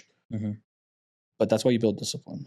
Is because when it's not there, you still need something to start the car, to get the engine going, to like produce the work. Right? And again, like you never ask. Like you're never bitching when good things happen. Right? So it's like when bad things happen, like don't bitch about them either. Yeah. Like I heard a really good quote lately. It was like things neither are good or bad; they just are. You just like take this neutral approach to it. Like it's neither, yeah, that doesn't mean they're good things, but like I'm deciding whether this is good or bad again because I don't know what's going to happen next. So I just relatively like, I was like, hey, there's traffic today. Like it's not good or bad. It's just traffic. Yeah, you decide how it affects you. So how do you manage that uncertainty? When I'm overwhelmed, and the funny thing is, like yesterday, I was overwhelmed, like with just so many like clients, you know, messaging my phone and this and that. And there was a point I had my headphones on while I was working. I was like I almost became like not hysterical, but I was like, I had to like put everything on pause for a second because I was like, there's so much going on because my head just started running. Okay, I have this due date. I have to turn this in. I got to finish this. I got to do this other project. I got to do this. And like everything just became like just so much, right? So, and I like to consider myself like a patient person. So that stuff doesn't happen to me often where I get in those moments, but it happened to me yesterday. And I literally just had to like stop what I was doing and like take a breath and then have like self-control, right? I had to control what I'm doing. And I had to become more meticulous with my time and how to plan everything out. Because like, I'm not I'm very disorganized, right? I'm not like a super organized person. Like that's just not my nature. I'm like, you know, most creatives aren't, right? Yeah. We're kind of erratic. We're all over the place, right? You know exactly where it's at, but no one else could tell. Yeah. And then when you're starting your own business, right? You got to do everything. You got to be the customer service. You got to be the receptionist. You got to be out doing the scheduler, out in the field, payroll, the edit, HR. everything. And people don't realize that. They're like, man, dude, how come you don't text me back or this and that? You know, it's like, man, I'm sorry. Just like, I got to do everything. Right. Yeah. So, you know, sometimes like I have to like just take a moment and just be like, okay, I got to like take my time and I have to like actually come up with the plan, like that's very meaningful with my time in order to execute these projects like in a good way where I can like take that stress off of me because it happens, right? Especially when you're starting your own business, right? Everybody goes through that, you know. I would say like it like I said before, it doesn't happen to me often, and in fact, like the only time I can remember was probably the first time was yesterday where I got into that where I'm like, you know, where I just needed to take a moment and breathe. Like I literally had to do that because I was like, I was just out of it. I was like, oh my God, like what the heck is this? You know, I just had to take a moment, and I would say in those moments for people who are listening is like in those overwhelming moments, it's like just take a minute.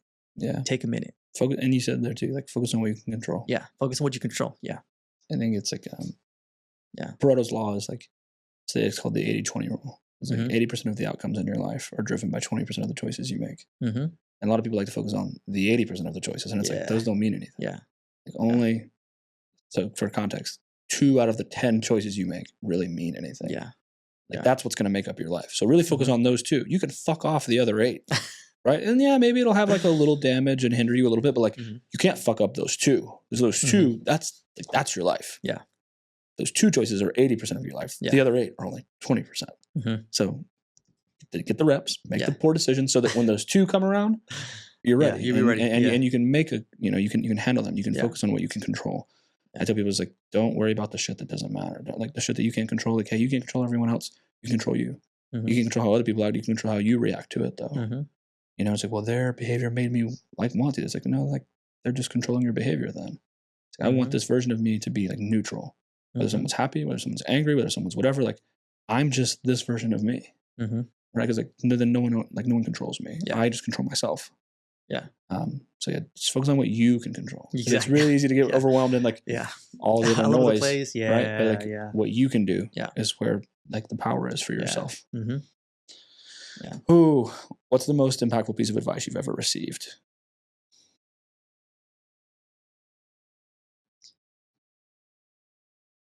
So a few years ago, the other job that I used to work at before, like my 8 to 5, right? It was at a fitness company, right?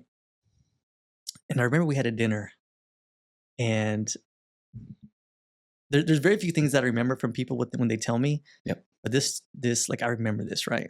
So, and I remember we all gave like speeches and this and that, and I don't like talking in front of people. Like my natural persona is very like closed, you know. Kind of introvert. Yeah, I'm super introvert.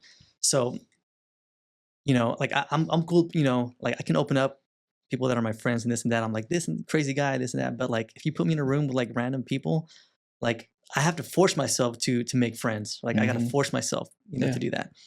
So we were at this dinner, right? Like kind of like a ceremony type thing. And then, you know, we all had like stood up to kind of, you know, say some words, and they're like, all right, RJ, you know, you stand up and then, you know, say some words. And I remember I just like spoke, right? Just kind of just what I felt, you know? And then the owner, he like took me aside. He's like, hey, like never stop speaking. Like you have a voice, like never stop speaking. He's like, he said, you have no idea who you're going to impact like with your words. So I took that to heart, like that, like really like made me feel that everybody has a voice, you know? Yeah. You know, whether one person hears you or like 10,000 people hear you, right? Everybody has a voice. Yeah. And yes, that was like something like personal he said to me, and it wasn't like this great quote, right? Yeah. Or this and that. But like when you asked me that question, like he's the first person that came to my head, right? When he told me that, because he pulled me aside and he was like real genuine to say, hey, like never stop speaking. Like you have a voice. Yep. So that I would say that's like the greatest piece of advice that, you know, that's stuck out to me. It doesn't always have to be something like super compelling. Yeah. I tell when I've gotten like feedback like that. I mentor at the university that I went to, and if people come and say like, hey, this really impacted me, I'm like, fuck, I didn't think that was anything. Like that was just like it's just very casual to me. Like I was just speaking what I genuinely felt. But it's like like you said, you never know who needs to hear what you have to say. So like, everyone does have a voice. Everyone has a story that someone somewhere can relate to and maybe needs to hear. And I completely agree with that. That's the reason I wanted to do the show and have a podcast, and again put like a message out there for someone needs to hear it. And I had a very similar situation with my bodybuilding coach. We had like a weekly coaching call, and I would always get on there and like initially I would like not really say anything, you know, because I'm kind of the same thing. I kind of to myself a bit. And I would text him things after and be like, oh man, like when Tony said this, I thought that, and he's like, you need to say it. Like, say that. And so, but it was just like the first person, like he said, that kind of like really give me that, wasn't anything crazy, but just like give me that like faith. And like to me, like, hey, like say, you have something to say. You need to say it. Because someone needs to hear it. And it's like earlier with the friendship thing, it's like, it's not you being a burden. It's you robbing those people who want to be there for you, for them the ability to be there. So it's like, it's not you saying something that's annoying or dumb. Maybe it is, but genuinely, the people who are really probably worried about it, it's not that. It's you're robbing people of the potential to hear something they need to hear. Whether it's one person or 10,000 or a million people. Right? It's like you have a voice that, if you craft your words in a way, could really be impactful to someone. And maybe not if you do craft them well. There's plenty of people who aren't very well spoken that capture a big audience. So I agree with that. And I'll poke you a little bit and say, are you introverted or do you have shitty friends? No, I'm an introvert, like 100%. You know, growing up, I was picked on in school, bullied a lot. I was a person who ate alone during lunch. Same. I was that guy, you know, and you know, talking about, you know, what I went through, you know, in the beginning of the episode about like doing graffiti and all that stuff, you know, that stuff you're doing by yourself, you know. A lot of the people who do that, they're not extroverts, you know, they're introverts. They're alone. They want to be alone in the dark, you know, just with a certain group of people, right? Like one or two people, that's it. Like they don't need a whole like a party of friends or anything like that. You know, we're introverts, you know? So I think that stems from that. Like, it's not people that I have around me. It's just like, I'm naturally like an introvert. And I've learned that in order for me to go to the next level, like I have to get out of that shell. Like I have to get out of my bubble. I have to, right? You know, you can't run a great podcast if you're if you stay in your shell, like if you're introvert, if you're scared to speak, right? Like you have to force yourself to get out of there. And it's okay to fake it. Like it's okay. People say like, oh, you don't fake. No, it's okay to fake it. Yeah, because you have to convince yourself. You got to convince. Exactly. And at the beginning, if you don't believe it, it doesn't matter. You just keep saying it. You keep saying, hey, I can do it. Hey, I can do it. Maybe at the beginning, me and my therapist talked about this a lot. Is in the way I speak to myself. It's like instead of saying something negative, like say something positive. Yeah. So like when I fuck something, I'm like, you fucking idiot. Yeah. Like say something positive to yourself. Yeah. Even if you don't believe, like, hey, you know what? You're really smart. Like, it doesn't matter if you believe it at the beginning. You just continue to do it, and then with time, you do believe it, right? And I think that's. That was just a joke. It was a friendly joke from a podcast I'd seen where someone was like, "You're not introverted. You just have shitty friends." Yeah. And he's like, "Because you get anyone around someone they want to be around, and they could talk forever." Yeah. Like now, like I'm like that I'm older. Like, because back then I didn't have very many friends, right? Yeah. So now that I'm older, like I have my group of guys, my friends, and I'm an extrovert, like in that environment. Back then I didn't have that. So do you think that was driven by like some of those maybe insecurities or traumas that you endured earlier in life? 100%. Yeah, 100%. I didn't grow up with my dad living with me. He moved to Austin, when I was like a year old. So I didn't have that to teach me like, all right, son, you gotta force yourself to do this, right? Or have those talks or whatever it is, my mom did what she had to do to put food on the table, this and that, so, we had to go through what we had to go through. Yeah. So I think that's where a lot of the introvertness, came from, right? Yeah. They say introversion is driven by the want to be invisible. Yeah. Yeah. You said you don't want to be a burden. You don't want to. Yeah. You don't want to create a problem. You don't want to be an inconvenience to anyone. But again, I think as I've gotten older and become more outspoken and more extroverted collectively, again, I think it's just like that's just the wrong perspective to take to it. Is like, what are you robbing the world of? What kind of things could you do for people if you spoke up? Yeah. If you said the things that you keep in your head all day. And what if this is the mind fuck is like, what if there are others just like you who think the same way? Yeah. Who don't want to have the boring, mundane conversation about the weather. Yeah. Right? Who want to talk about like, hey, tell me something that really shitty that happened to you. Yeah. Or like, hey, I don't really feel connected to people when I do this thing. Yeah. Right. And it's like, so put it out there. Because like you will equivocally attract that same thing that you seek what you find. Yeah.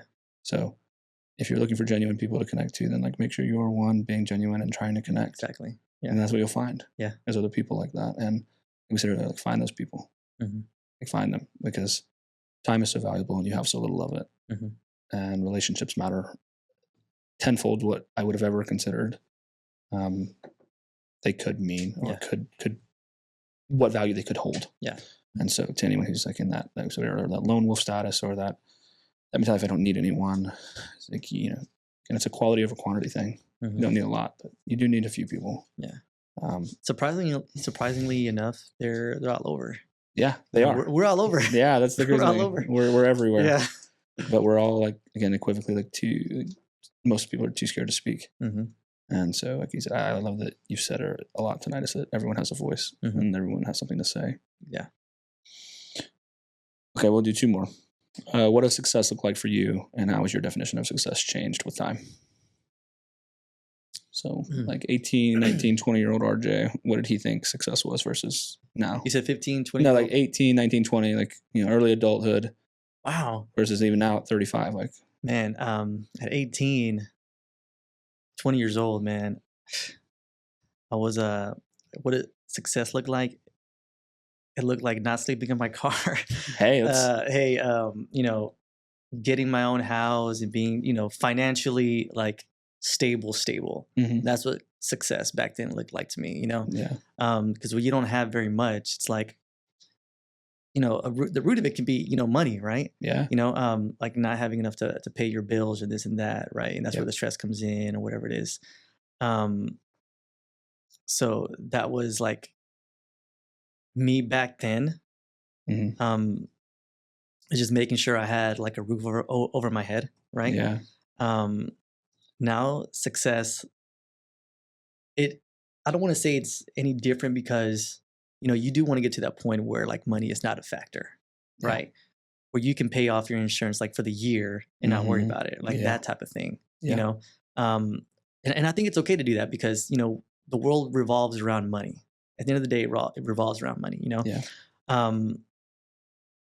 And because you need money to feed your family, right? You just need it. It sucks, but you need it, right? Yeah. So I guess it's a few things. I don't want to say just one thing, right? Because you do want to have financial freedom. I think that's it's a big goal for everybody, right? But also, like I'm gonna say, in a professional standpoint, it's like a thriving business. Yeah. Right.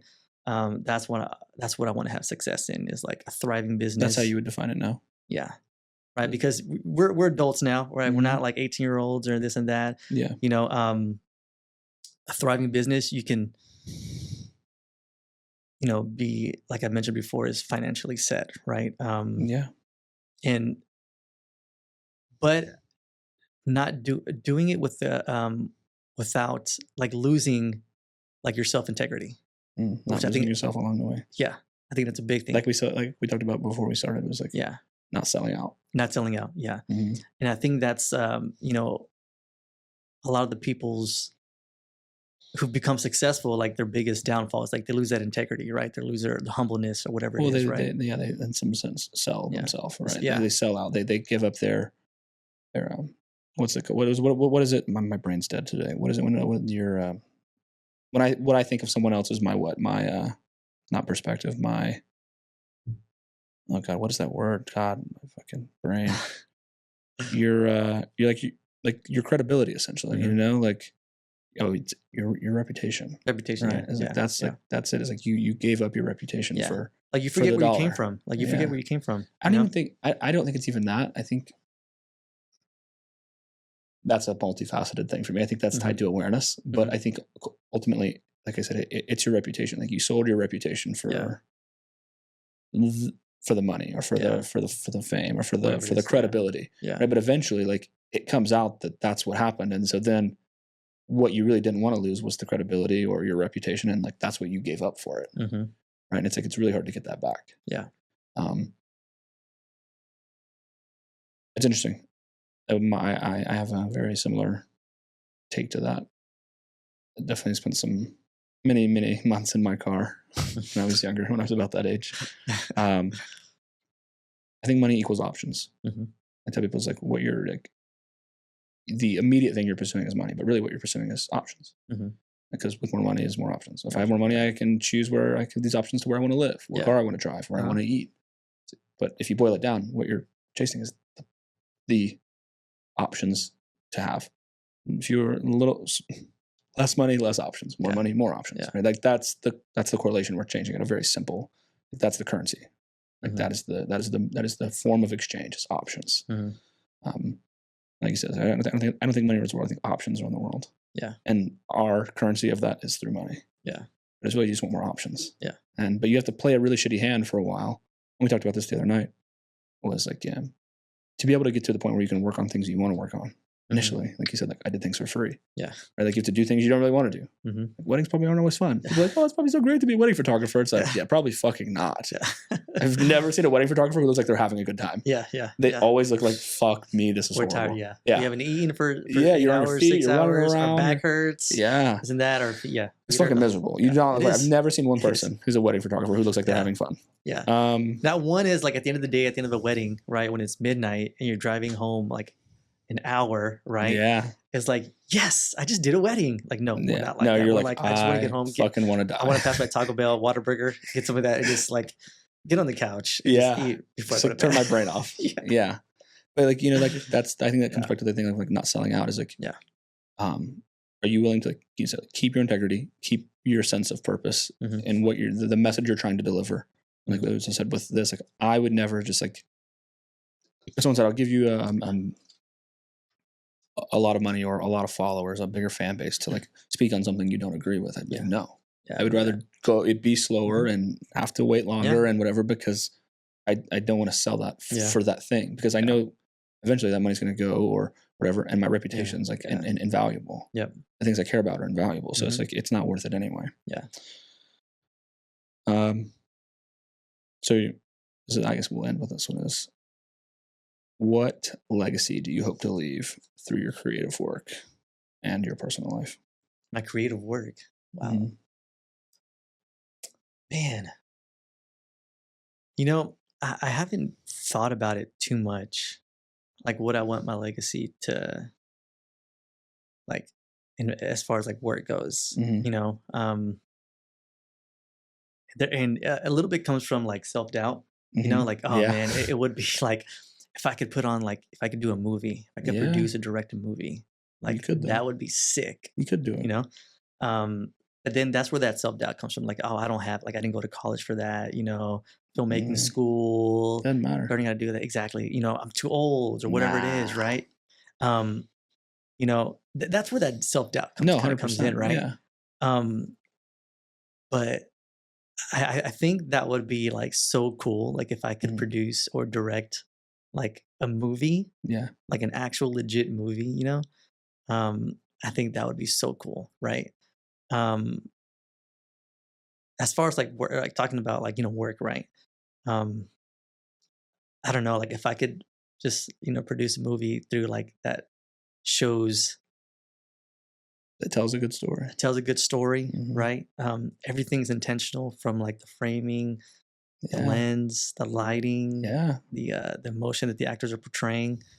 Um, you know, for me, this is gonna sound weird, but I watch the Joker movie a lot. It's very good. I It's very watch it a lot. intentional. I watch it a lot. It's very good, though. It's very good, right?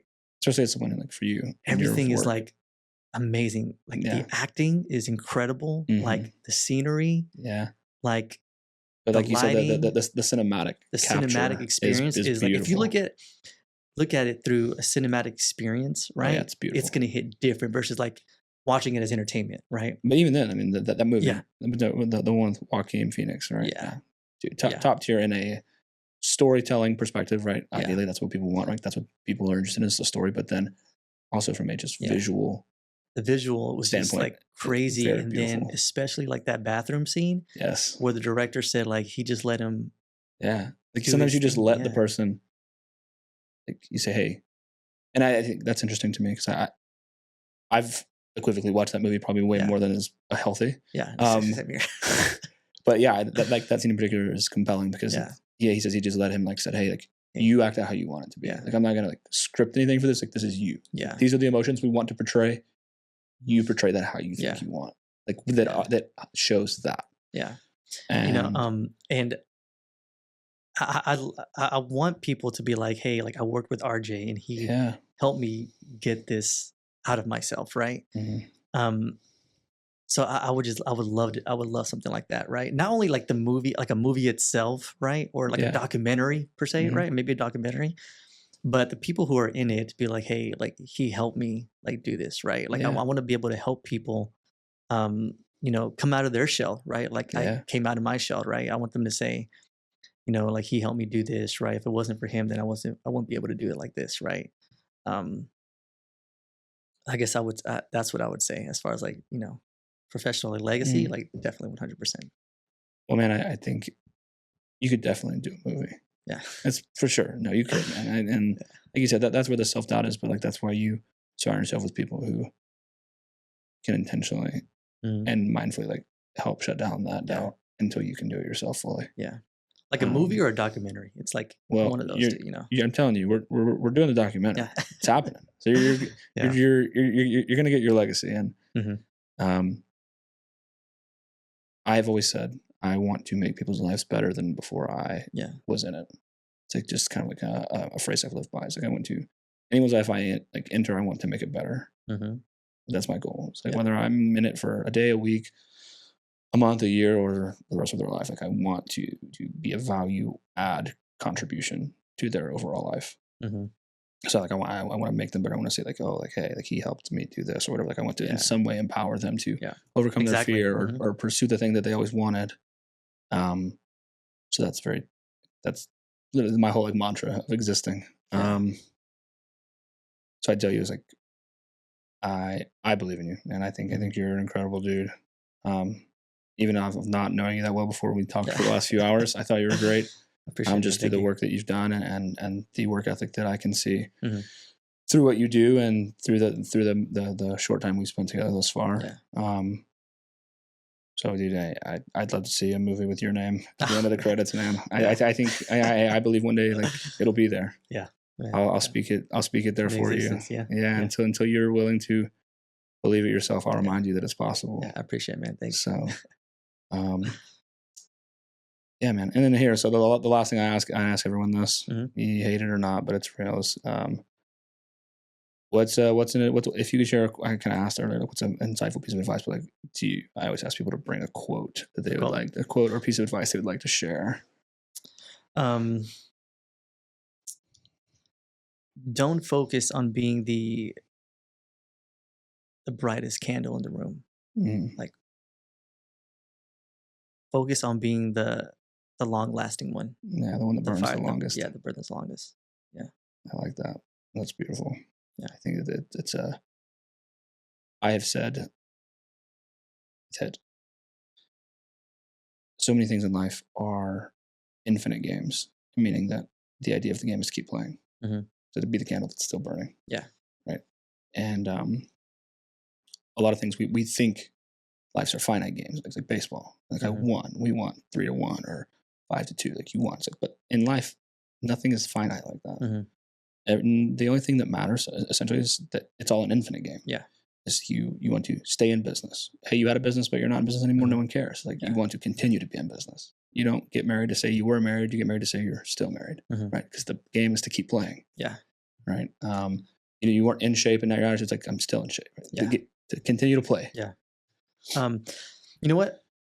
I'm gonna leave it at this right here, right? Because I heard that quote, earlier, and it kind of stuck with me. But one quote that I've like never been able to get out of my head, right? And I'm gonna leave it up for interpretation.